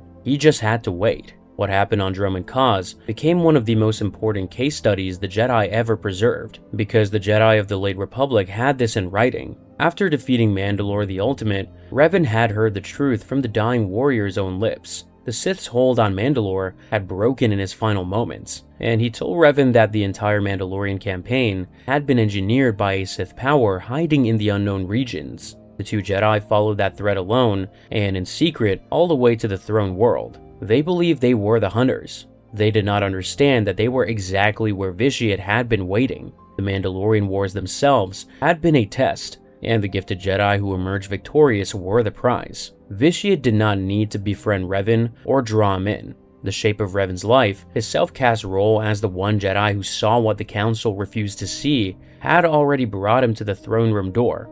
When that moment came, Vitiate did not need a duel or years of grooming. He broke them. In a single confrontation, he dominated the minds of both Jedi at once and turned Revan's will toward the very dominion Revan had come to oppose. The men who walked out of that throne room still wore the faces of Revan and Malak, but the minds inside had been replaced. From that point forward, the Order knew exactly what this looked like. Vitiate's method did not die with the Jedi Civil War. The Jedi who debriefed the restored Revan preserved it in careful detail. The records described, in concrete terms, the kind of Jedi a patient dark side operator looks for, a gifted prodigy who had already cast himself as the unique answer to a problem larger than his order, willing to follow that conviction past every safeguard the Council had built. 4,000 years later, Palpatine followed that script almost beat for beat. Sidious did not reveal himself as a Dark Lord. He approached first as an interested senator, then as a concerned statesman, and finally as the only political figure who seemed to take Anakin's ambitions seriously. He flattered the Chosen One's strategic instincts and isolated him politically through a web of secrets and unofficial assignments outside the Order's normal supervision. When the moment came, he did not defeat his target in combat, but reshaped him from within, turning Anakin's love for Padme into the lever that opened the door to the dark side. The Jedi Order of the late Republic knew the first one in heavy detail, and their tragedy was not that they had failed to predict Palpatine's method from nothing. It was that they had already survived it once, written down how it worked, and filed the instructions in a vault they no longer used.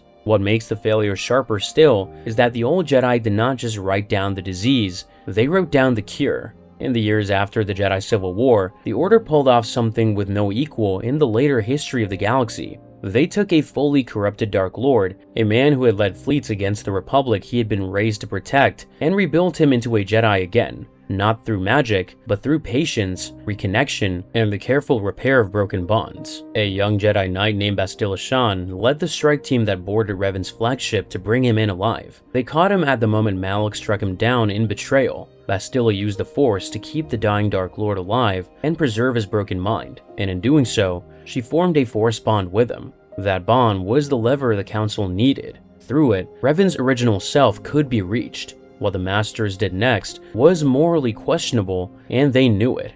They used the Force to wipe his memory and rebuild his identity from scratch, placing him back into Republic service under careful watch, surrounded by companions who knew nothing of his former life. The companions who served at his side had no idea the quiet, principled man fighting alongside them had once led fleets against the Republic. What they observed was not meditation, but behavior. He turned back to help worlds he had no orders to help, risked his life for crew members he barely knew, and extended trust to wary strangers who had every reason not to trust him. He was not being lectured back into the light, he was acting his way back into it, one decision at a time, consistently enough and long enough that the man he had been before Vitiate began to come back on his own. The redemption of Revan was not a single miracle. A second case ran beside it and doubled the lesson. The Jedi exile Mitra Surik had served as one of Revan's generals during the Mandalorian campaigns. At Malachor V, she was caught at the heart of a weapon so terrible the trauma severed her connection to the Force. She wandered the galaxy afterward with no power, no order, and no identity beyond what the war had left her. When she returned, the Jedi who had once known her were nearly all dead, and the Order itself was teetering. Her return to the Force was guided by the most haunting character in this entire story, a woman named Kreia. who had once been a Jedi Master and Revan's own teacher before the Council exiled her for his fall. She had walked the dark path herself, taken the title of Darth Traya, been betrayed in turn by her own Sith apprentices, and emerged from the wreckage as something that was neither Jedi nor Sith, but had studied the machinery of both. Her body of philosophy, past Demetra Surik as her last student, argued that bonds forged in shared suffering could pull a Jedi back from the abyss or push them further into it, depending on who held the other end of the bond. The difference matters. What the Jedi had recorded about Revan was history, while what Kreia had taught was diagnosis. The students she shaped went on to rebuild the Jedi Order, and her core argument traveled with them, that the most dangerous moment in a young Jedi's life is not when he meets a Sith, but when he decides his teachers do not understand him, and that the bonds the Council tells him to release are the very ones that, properly held, could keep him in the light. Kreia's framework fits Anakin Skywalker exactly.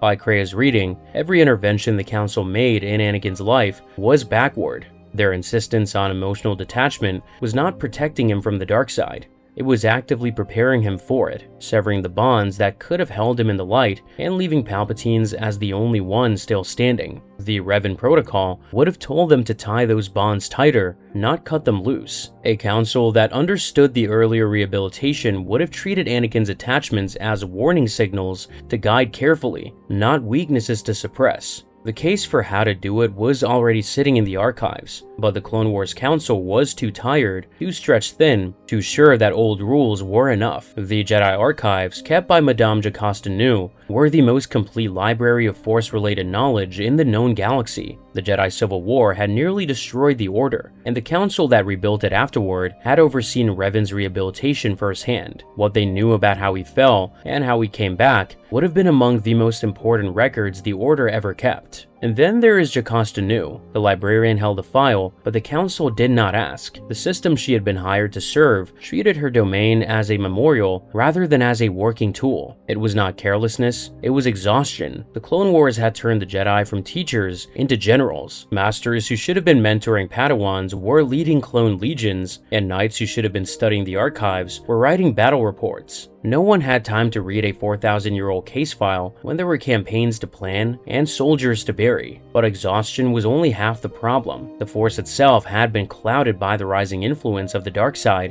and Yoda and Mace Windu both said so openly. The dark side was not just hiding Palpatine, it was hiding the pattern. The same fog that made the Council unable to see the Sith Lord in the Senate was making them unable to see the Revan playbook running in front of them. Yoda, above all, should have caught it. Yoda had been alive for nearly 9 centuries. The Revan case was among the most heavily documented cautionary examples in the Order's history, and a master of Yoda's age and learning would have had access to it. When he sensed fear in young Anakin during his first testing on Coruscant, the pattern recognition should have been immediate. A gifted child, already shaped by attachments he cannot release, showing fear as his main emotional signal, was exactly the kind of candidate the Revan case had warned against. He named the risk clearly, but what he and the Council did not do was commit to the intervention it called for. They voiced the warning without acting on it. By the time the war began, the boy they had reluctantly admitted was already a man, already a knight, already in regular private conversation with the Sith Lord they could not see. By the final year of the Clone Wars, the pattern was no longer theoretical. It was happening in plain sight. Anyone paying attention could see it. Anakin Skywalker was already halfway gone. The clone troopers of the 501st Legion loved their general because he fought like no other Jedi, took risks no careful commander would take, and formed attachments the Order had always taught its knights to restrain. Other Jedi saw different pieces of the same collapse. Anakin's growing dependence on Palpatine, his resentment toward the Council, his willingness to move outside the normal chain of command. All of it pointed towards the same pattern the Revan records had preserved for thousands of years. The correct response in the Revan precedent had been to pull the drifting Jedi out of the dark side's reach immediately and surround him with the community he had started to leave behind. The Council's response in Anakin's case was almost the exact opposite. The deeper problem was that the Jedi no longer believed the Sith could operate this way at all. The Jedi of the late Republic had built their modern identity around the idea that their ancient enemies were extinct. The Revan archives directly contradicted that idea. To take those warnings seriously as a live diagnosis, the Council would have had to admit that their basic reading of their own era was wrong, that the Sith were not extinct and were operating in the Senate at that moment. They could not make that admission in time. The Chosen One paid the price for their hesitation. By the final year of the Clone Wars, the pattern reached the opera box on Coruscant. The legend of Darth Plagueis the Wise was not idle conversation. It was a precision strike aimed at the same psychological weakness Vitiate had once exploited in Revan, the belief that enough knowledge, enough power, could protect the people once loved from forces the Jedi refused to face. Any master familiar with the Revan archives would have recognized Palpatine's story as a textbook opening move. Anakin heard it and went home to worry about Padme. The Council had every resource to understand what had just been attempted, and no system in place to act. And yet, the protocol the Jedi had forgotten was not lost forever. It found its way back into the galaxy through the most unlikely route imaginable. Luke Skywalker received none of the archive training that his father's generation had thrown away. He was taught by an exile Yoda in the swamps of Dagobah and by a hidden Obi-Wan Kenobi in the wastes of Tatooine. Neither teacher walked him through the Revan file, explained the rehabilitation protocol, or offered him a framework for spotting when a fallen Jedi might still be reachable through the restoration of bonds. The farm boy from Tatooine worked the method out himself through instinct and love and the strange inheritance of being his father's son. And then he walked, alone and unarmed, into the throne room of the Emperor. Through the lens of the Revan file, every choice Luke makes is the right one, though he makes them without knowing the file exists. He arrives in binders, surrendering himself willingly, knowing he cannot fight his way to his father, but has to come to him. He stands before Vader and calls him by his old name, Anakin Skywalker, not the Sith title, and not the rank. This is the same move Bastila Shan had used 4,000 years earlier, refusing to let the captured Dark Lord answer to the title he had built for himself, insisting on the man underneath. Vader rejects the name, telling his son that it no longer means anything to him, but the young Jedi does not retreat. He tells his father that he can feel the conflict inside him, that there is good in him still. Luke is doing exactly what the Revan rehabilitation had done, forcing the bond, refusing to sever it, treating the fallen as recoverable when every voice of caution would have called for execution. The Emperor watches. Sidious has spent his life closing exactly this kind of door, and he knows that if the boy succeeds, the work of 1,000 years collapses with it. So he engineers the duel, hoping the act of fighting will burn the bond away. It almost works. Luke is driven into rage and nearly takes the dark path himself, but standing over his defeated father, he looks at his own hand, sees the mechanical hand that mirrors Vader's, and stops. He throws the lightsaber away, then turns to face the Emperor and tells him he's a Jedi, like his father before him. The bond has not been severed, the fallen has not been lost, and the man underneath the armor is still Anakin Skywalker. The Emperor strikes, pouring darkside lightning into the boy. He intends to kill him slowly, in front of the man who once was a Jedi, and in that moment, Anakin Skywalker chooses. He picks up his master, carries him to the reactor shaft, and throws him down it. Anakin Skywalker, in the final moments of his life, returned to the light and destroyed the master who had corrupted him, and the only person who managed it was the one who had never read the file. This is the deepest revelation of the Revan and Vader parallel. The Jedi Order did not fall because the dark side was too strong. It fell because the Order stopped being curious about its own past. When an institution treats its history as decoration instead of a working tool, it will eventually run into a threat it has already beaten once and have no idea what it is looking at. Revan left them a record of exactly how it worked. The Order preserved it for 4,000 years, and then sent their most gifted knight to spend private evenings with the man running the same operation. And a son raised in obscurity on a desert planet ended up doing for his father what an entire council, surrounded by the greatest library in the galaxy, could not bring itself to do for one of its own. The record was complete, but the council just never opened it. The Jedi kept missing the pattern, but someone had written it. The man who first taught Palpatine how to hide in plain sight and corrupt a person from within was his own master, a Muun Sith Lord named Darth Plagueis. The transformation of Palpatine into Darth Sidious involved methods so calculated and thorough that they produced the galaxy's most dangerous being. Through legends and canon sources, the answer reveals an 11-year process of breaking down his mind and rebuilding him as the architect of the Empire. The story begins not with the Sith, but with a troubled family on Naboo. James Luceno's 2012 Legends novel, Darth Plagueis, introduces Palpatine as the heir to House Palpatine, one of Naboo's noble families. Born approximately 84 years before the Battle of Yavin, the young man grew up in a Lake Country estate surrounded by wealth. However, behind this elegant appearance, his childhood was marked by constant mistreatment. His father, Kosinga Palpatine, was the head of House Palpatine. He was an alcoholic and a failed politician who took out his frustrations on his family. Kosinga had tried for political office and lost. As a result, his bitterness turned him into a harsh and heartless man. The mistreatment was not just physical. Kosinga constantly told his son he was worthless and would amount to nothing. Meanwhile, Palpatine's mother remained unnamed, but her role was clear. She enabled the mistreatment and never stepped in to protect them. The young Palpatine had multiple brothers and sisters, all of whom suffered under their father's anger. Yet the mistreatment triggered something far more dangerous. He began to feel a power growing inside of him, something he could not explain or control. Palpatine was force-sensitive, though he had built walls to hide his power, perhaps since infancy. This power had been bottled up for 17 years. On Naboo, the Force was not part of everyday life. The planet had no Jedi temple and no Force traditions. For this reason, the young man kept this concealed, knowing only that something made him different, setting him apart from everyone around him. By age 17, Palpatine had reached his breaking point. He was consumed by rage at his family and his own powerlessness. He wanted them gone, and the tension between father and son had been building for years. But what happened next would shatter the family forever. Kosinga Palpatine arrived unexpectedly on Chandrila and intercepted his son during the Legislative Youth Program. Security guards removed the young Palpatine from the Naboo vessel Jafan 3 and brought him to the family starship. His mother and siblings were already aboard. After launch, Palpatine learned he was being taken to Chamel Minor to live with the Grijatis family, placed out of reach of outside influences. The pair fell into a heated argument in the communications room. Kosinga accused his son of disgracing the family, while Palpatine defended himself.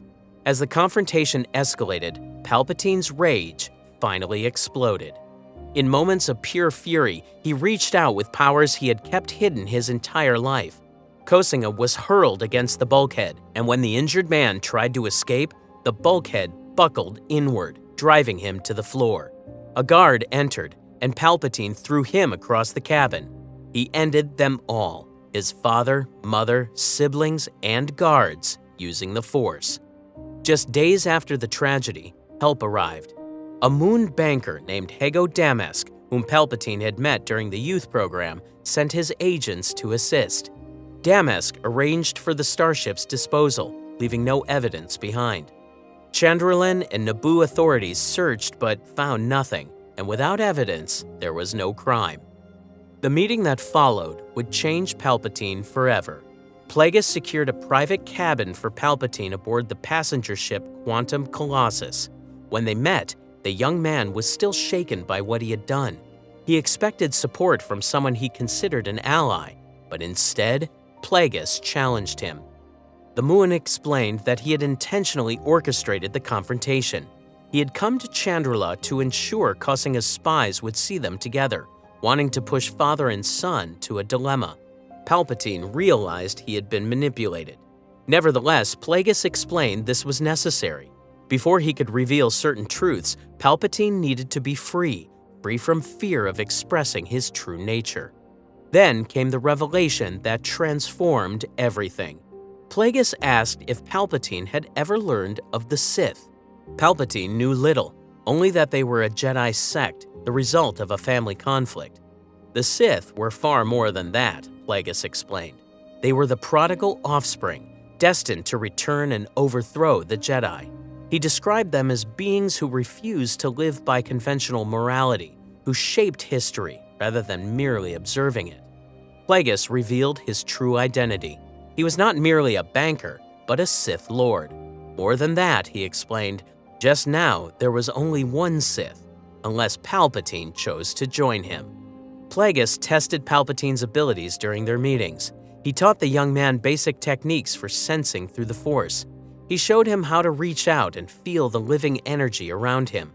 He demonstrated powers that seemed impossible. Most importantly, he explained that everything Palpatine had experienced was the Force responding to his emotions. However, the offer that followed came with conditions that would require Palpatine to abandon everything he knew. Plagueis looked at the young nobleman and made an offer.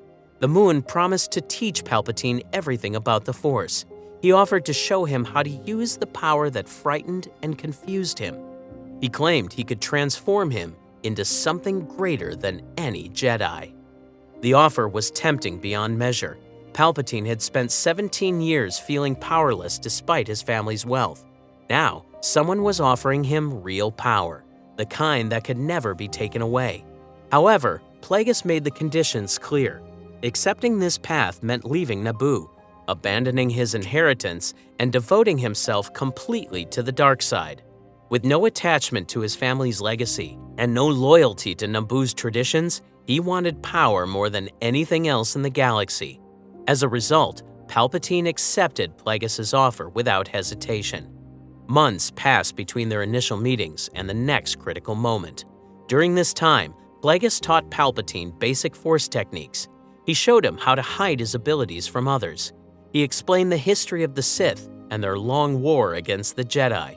He prepared the young man for what was coming. What came next would transform Palpatine completely. Aboard the Quantum Colossus, Plagueis made his final offer. He explained that the dark side was only for those who valued self-determination over all else that existence offered, and that joining would require abiding submission as his only road to salvation. At Plagueis' instruction, Palpatine knelt and pledged to join his destiny forever with the Order of the Sith Lords. Plagueis extended his left hand to touch him on the crown of the head, declaring the pledge complete. From that day forward, Palpatine would be known as Sidious. Yet this was only the beginning of 11 years of brutal conditioning. The training period would span from age 17 to 28. Plagueis would take his new apprentice to multiple worlds, each designed to break him and shape him through the dark side of the Force. The process would be cruel at times and painful, with denial remaining a key factor in Sith training. Every location served a purpose in building the perfect Sith apprentice. On the low-gravity planet Boyant, Plagueis taught him hunting techniques. Sidious learned to become what his master called a predatory swarm, moving silently, stalking prey without detection, and eliminating targets efficiently. He ended the lives of countless creatures during this training, and Plagueis insisted he felt no remorse as they culled the herd, sharpened their skills, and marinated themselves in dark side energy. Following this, the training on Hapori involved combat against battle droids. 200 battle droids, provided by the Techno Union, were deployed against Sidious in a fabricated cityscape. He wielded the lightsaber he had built under Plagueis' guidance as the droids attacked in concentric rings, staggering their assault and triggering bursts at random.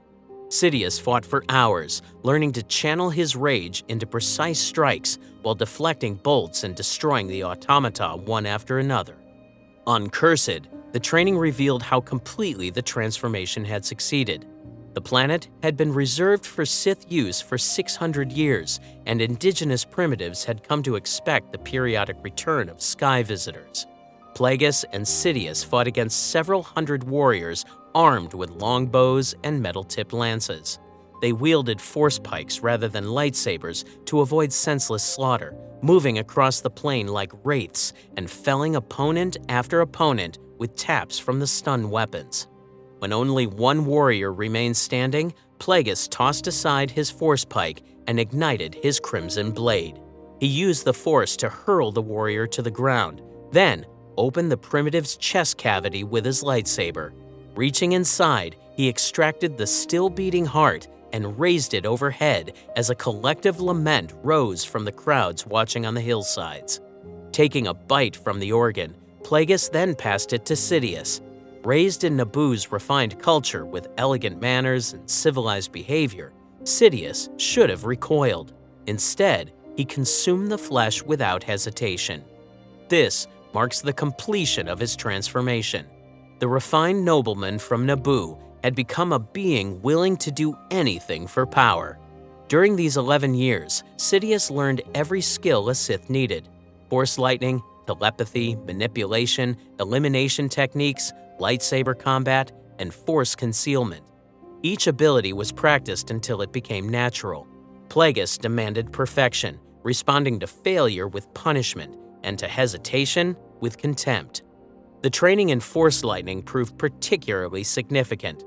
Plagueis warned his apprentice that to summon and use lightning properly, he would someday have to be on the receiving end of its power as a means of taking the energy inside himself. Yet combat skills alone would not bring down the Republic.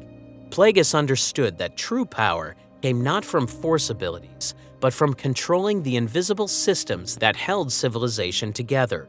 According to Sidious's own writings in the Book of Sith, Plagueis's greatest talent was manipulating what he called the strings that kept the galaxy from degenerating into chaos. Plagueis maintained contact with beings across the galaxy who shaped entire star systems, yet remained unknown to ordinary citizens.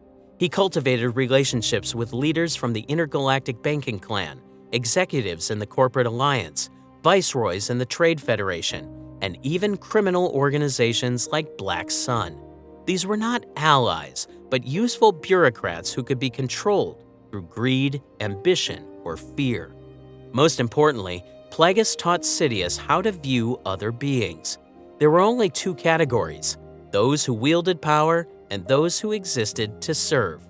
Everyone outside the Sith was inferior, and their only value resided in their usefulness. They owed the Sith everything, including their lives, the truth of the universe as Plagueis understood it. This philosophy restructured how Sidious experienced human connection. Where normal beings felt empathy, Sidious learned to feel contempt. Where others experienced guilt, he felt satisfaction. Where people sought genuine relationships, he saw only tools to be used and discarded. The transformation was so complete that Sidious would later write that the weak must be trained to accept their own worthlessness and punished when they failed to serve properly. Plagueis also perfected what Sidious called the art of institutional hiding. Darth Bane had hidden in the shadows, staying unknown. Plagueis went further by hiding in plain sight while wielding institutional power. He taught Sidious that the best disguise was not invisibility, but the appearance of being ordinary, trustworthy, and even weak. People wanted to believe their leaders were like them, so appearing vulnerable generated sympathy, while actual power remained concealed. The lesson would prove essential. Sidious would later spend decades as Senator and Supreme Chancellor, deceiving even Jedi Masters face to face without ever breaking character. He would convince Yoda to send Jedi into danger while appearing to help them. He would dismantle democracy while being praised as its greatest defender. Not once in over 30 years would anyone detect a Sith Lord hiding behind the mask of the concerned public servant. By age 28, Sidious had become everything Plagueis intended, and the galaxy would never know what was coming. Around 56 BBY, Sidious's training finally concluded. By this point, he had mastered every technique Plagueis taught him. He could fight, eliminate targets, manipulate, and deceive without hesitation. More importantly, he had learned to hide his nature completely. This concealment proved perhaps the most critical skill. Plagueis had taught Sidious techniques to hide in plain sight, to be submerged in the unified pattern to which the Jedi were attuned. He would remain visible in the Force, but not as a Sith.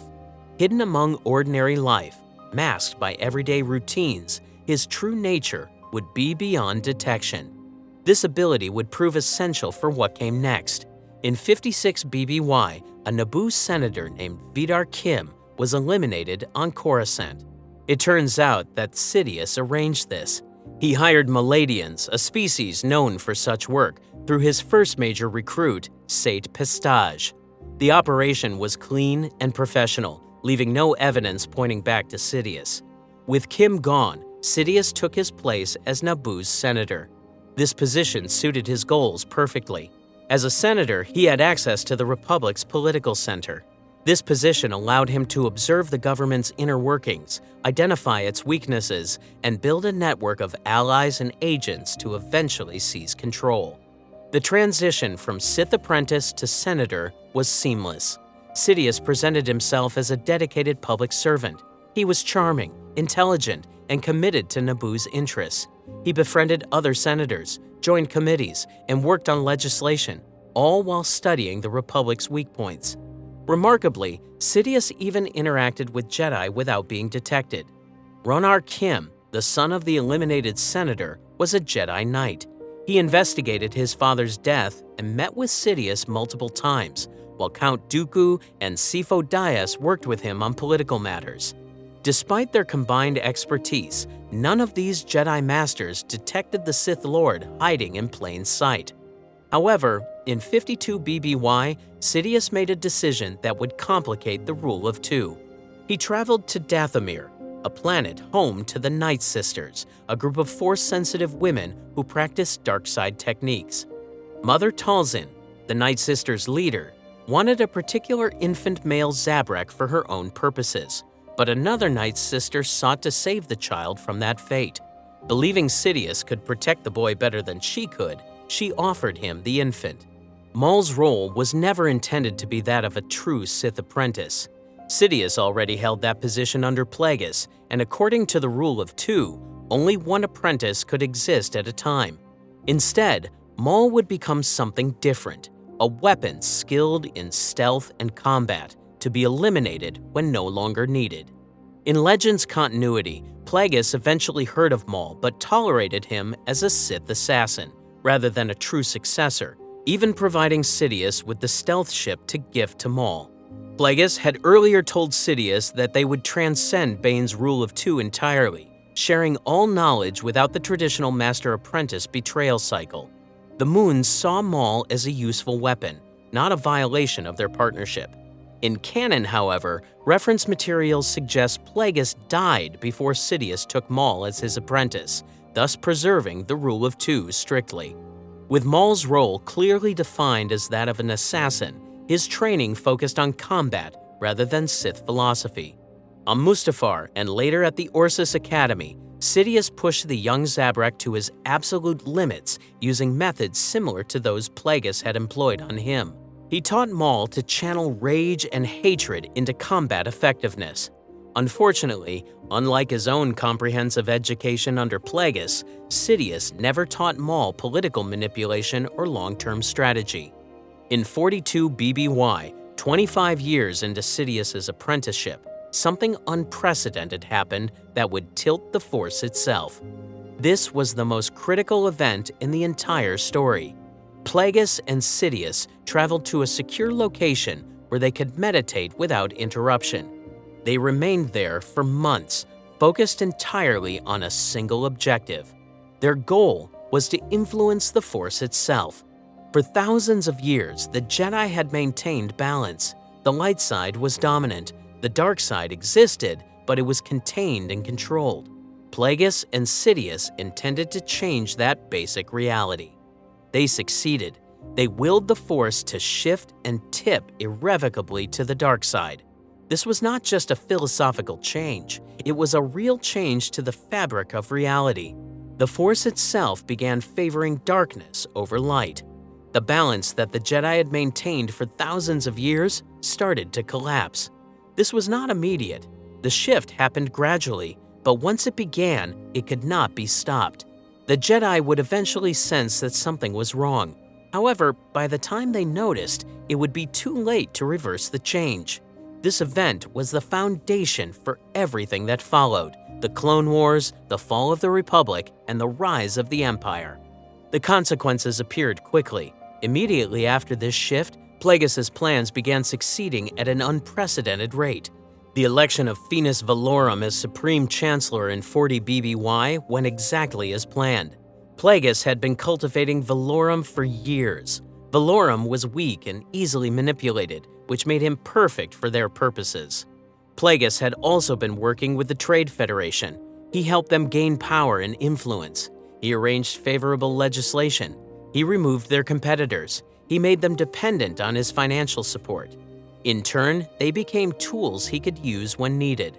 Newt Gunray, the viceroy of the Trade Federation, owed everything to Plagueis and Sidious. However, as Sidious grew stronger, he began to see possibilities his master could not. Growing tension emerged between Plagueis and Sidious during the final years of their partnership. Plagueis was obsessed with achieving immortality through midichlorian manipulation.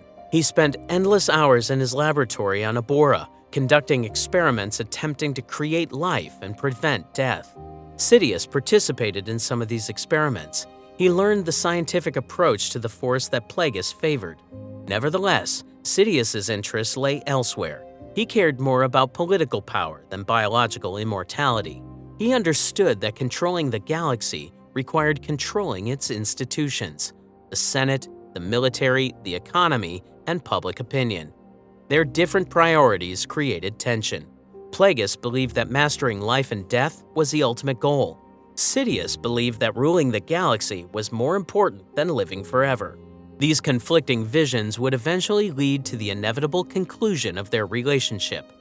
As seen in the 2005 film Revenge of the Sith, Sidious would eventually tell Anakin Skywalker about his master. The scene takes place at the galaxy's opera house on Coruscant.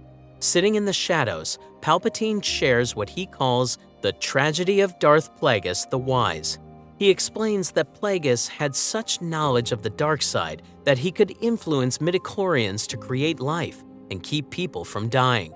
Matthew Stover's novelization of Revenge of the Sith expands on this conversation, revealing additional details about Plagueis' research and abilities. However, both the film and the novelization make one thing clear: Plagueis taught his apprentice everything he knew. This was his fatal mistake. The death of Plagueis occurred in 32 BBY on the night before Palpatine's election as Supreme Chancellor. Following a performance at the galaxy's opera house and a celebration dinner, the two Sith Lords retired to Plagueis' penthouse in the Kaldani Spires to prepare for the Senate vote. The moon was in high spirits, convinced that decades of planning had finally reached fruition. As the evening progressed, they opened bottle after bottle of rare Seleucid wine.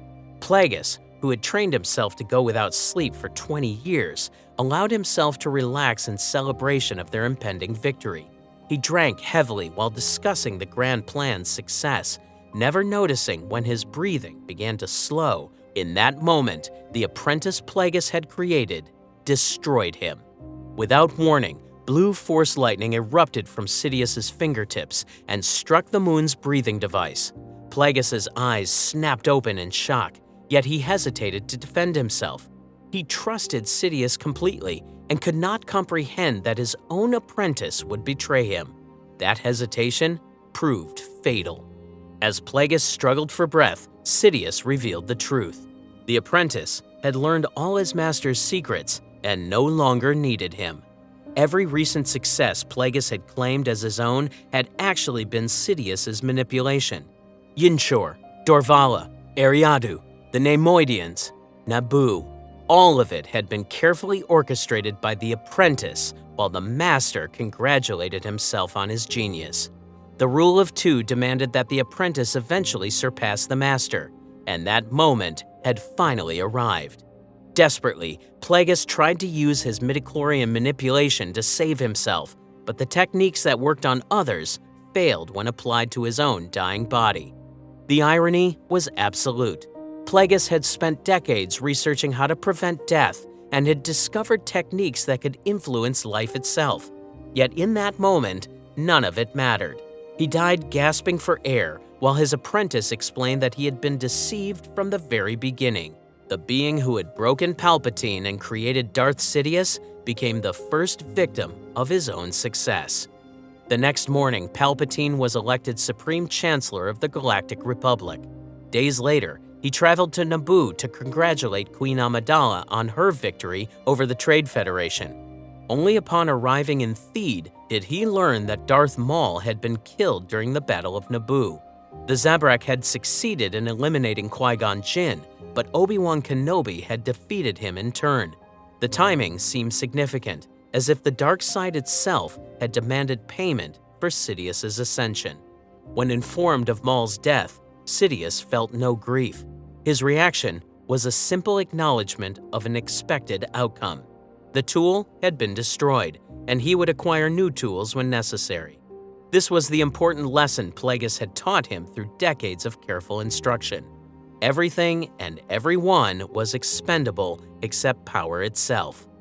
The techniques Plagueis used to forge Sidious would persist long after both Sith Lords were gone.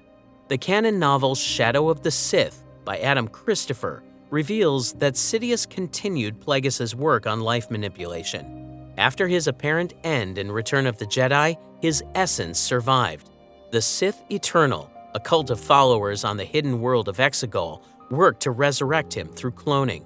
Massive cloning facilities operated on Exegol, where cultists trained in dark-side techniques attempted to create a body that could house Sidious's spirit. Many clones failed and were called rejected matter before being disposed of. One Strand cast named Dathan survived, but lacked Force sensitivity. He eventually escaped, married a woman named Miramir, and had a daughter named Rey. The Rise of Skywalker Visual Dictionary provides additional details about the Sith Eternal's operations. The cult had been working on Exegol for a generation, maintaining ancient Sith knowledge while building a massive fleet of Star Destroyers. Each vessel was equipped with planet-destroying weapons, powered by enslaved workers and tortured kyber crystals. In the depths of Exegol's citadel, the Sith Eternal cultists chant during their rituals, repeating the name of the Moon Sith Lord over and over. Decades later, Plagueis remains spoken with reverence by those who practice his dark science. This reveals the complete success of Plagueis' methods. He did not just create one powerful Sith Lord, but a system that would outlive both of them. The techniques he taught Sidious for political manipulation became doctrine for the Sith Eternal. The life creation experiments he pioneered enabled the cloning program. The patient, long-term planning he demonstrated shaped the decades-long fleet construction. The breaking of Palpatine was so thorough that the transformation survived decades beyond invisible control through secret bases, systematic use of enslaved labor, patient planning spanning generations, and ruthless treatment of all beings as expendable tools. Even his own granddaughter, Rey, was hunted by agents like Oki of Bestoon, who received orders from Sidious's preserved consciousness while being promised Exegol as a reward. For 30 years, the Sith Eternal built civilization-ending weapons in complete secrecy, creating a system that kept working no matter what happened. The techniques Plagueis pioneered actually worked, though he never lived to perfect them. His student finished what he started. The transformation spawned cults of followers and reshaped the galaxy for generations. Everything the Sith Eternal built, from their cloning science to their patient fleet construction, reflected lessons Plagueis had taught on distant training worlds decades earlier. Plagueis reshaped Palpatine so completely that the results outlived them both. But the story does not end here. Long before he found a mistreated young noble on Naboo, Darth Plagueis had his own rise to power, his own attempt to cheat death, and his own master who broke and rebuilt him first. Watch his full story next.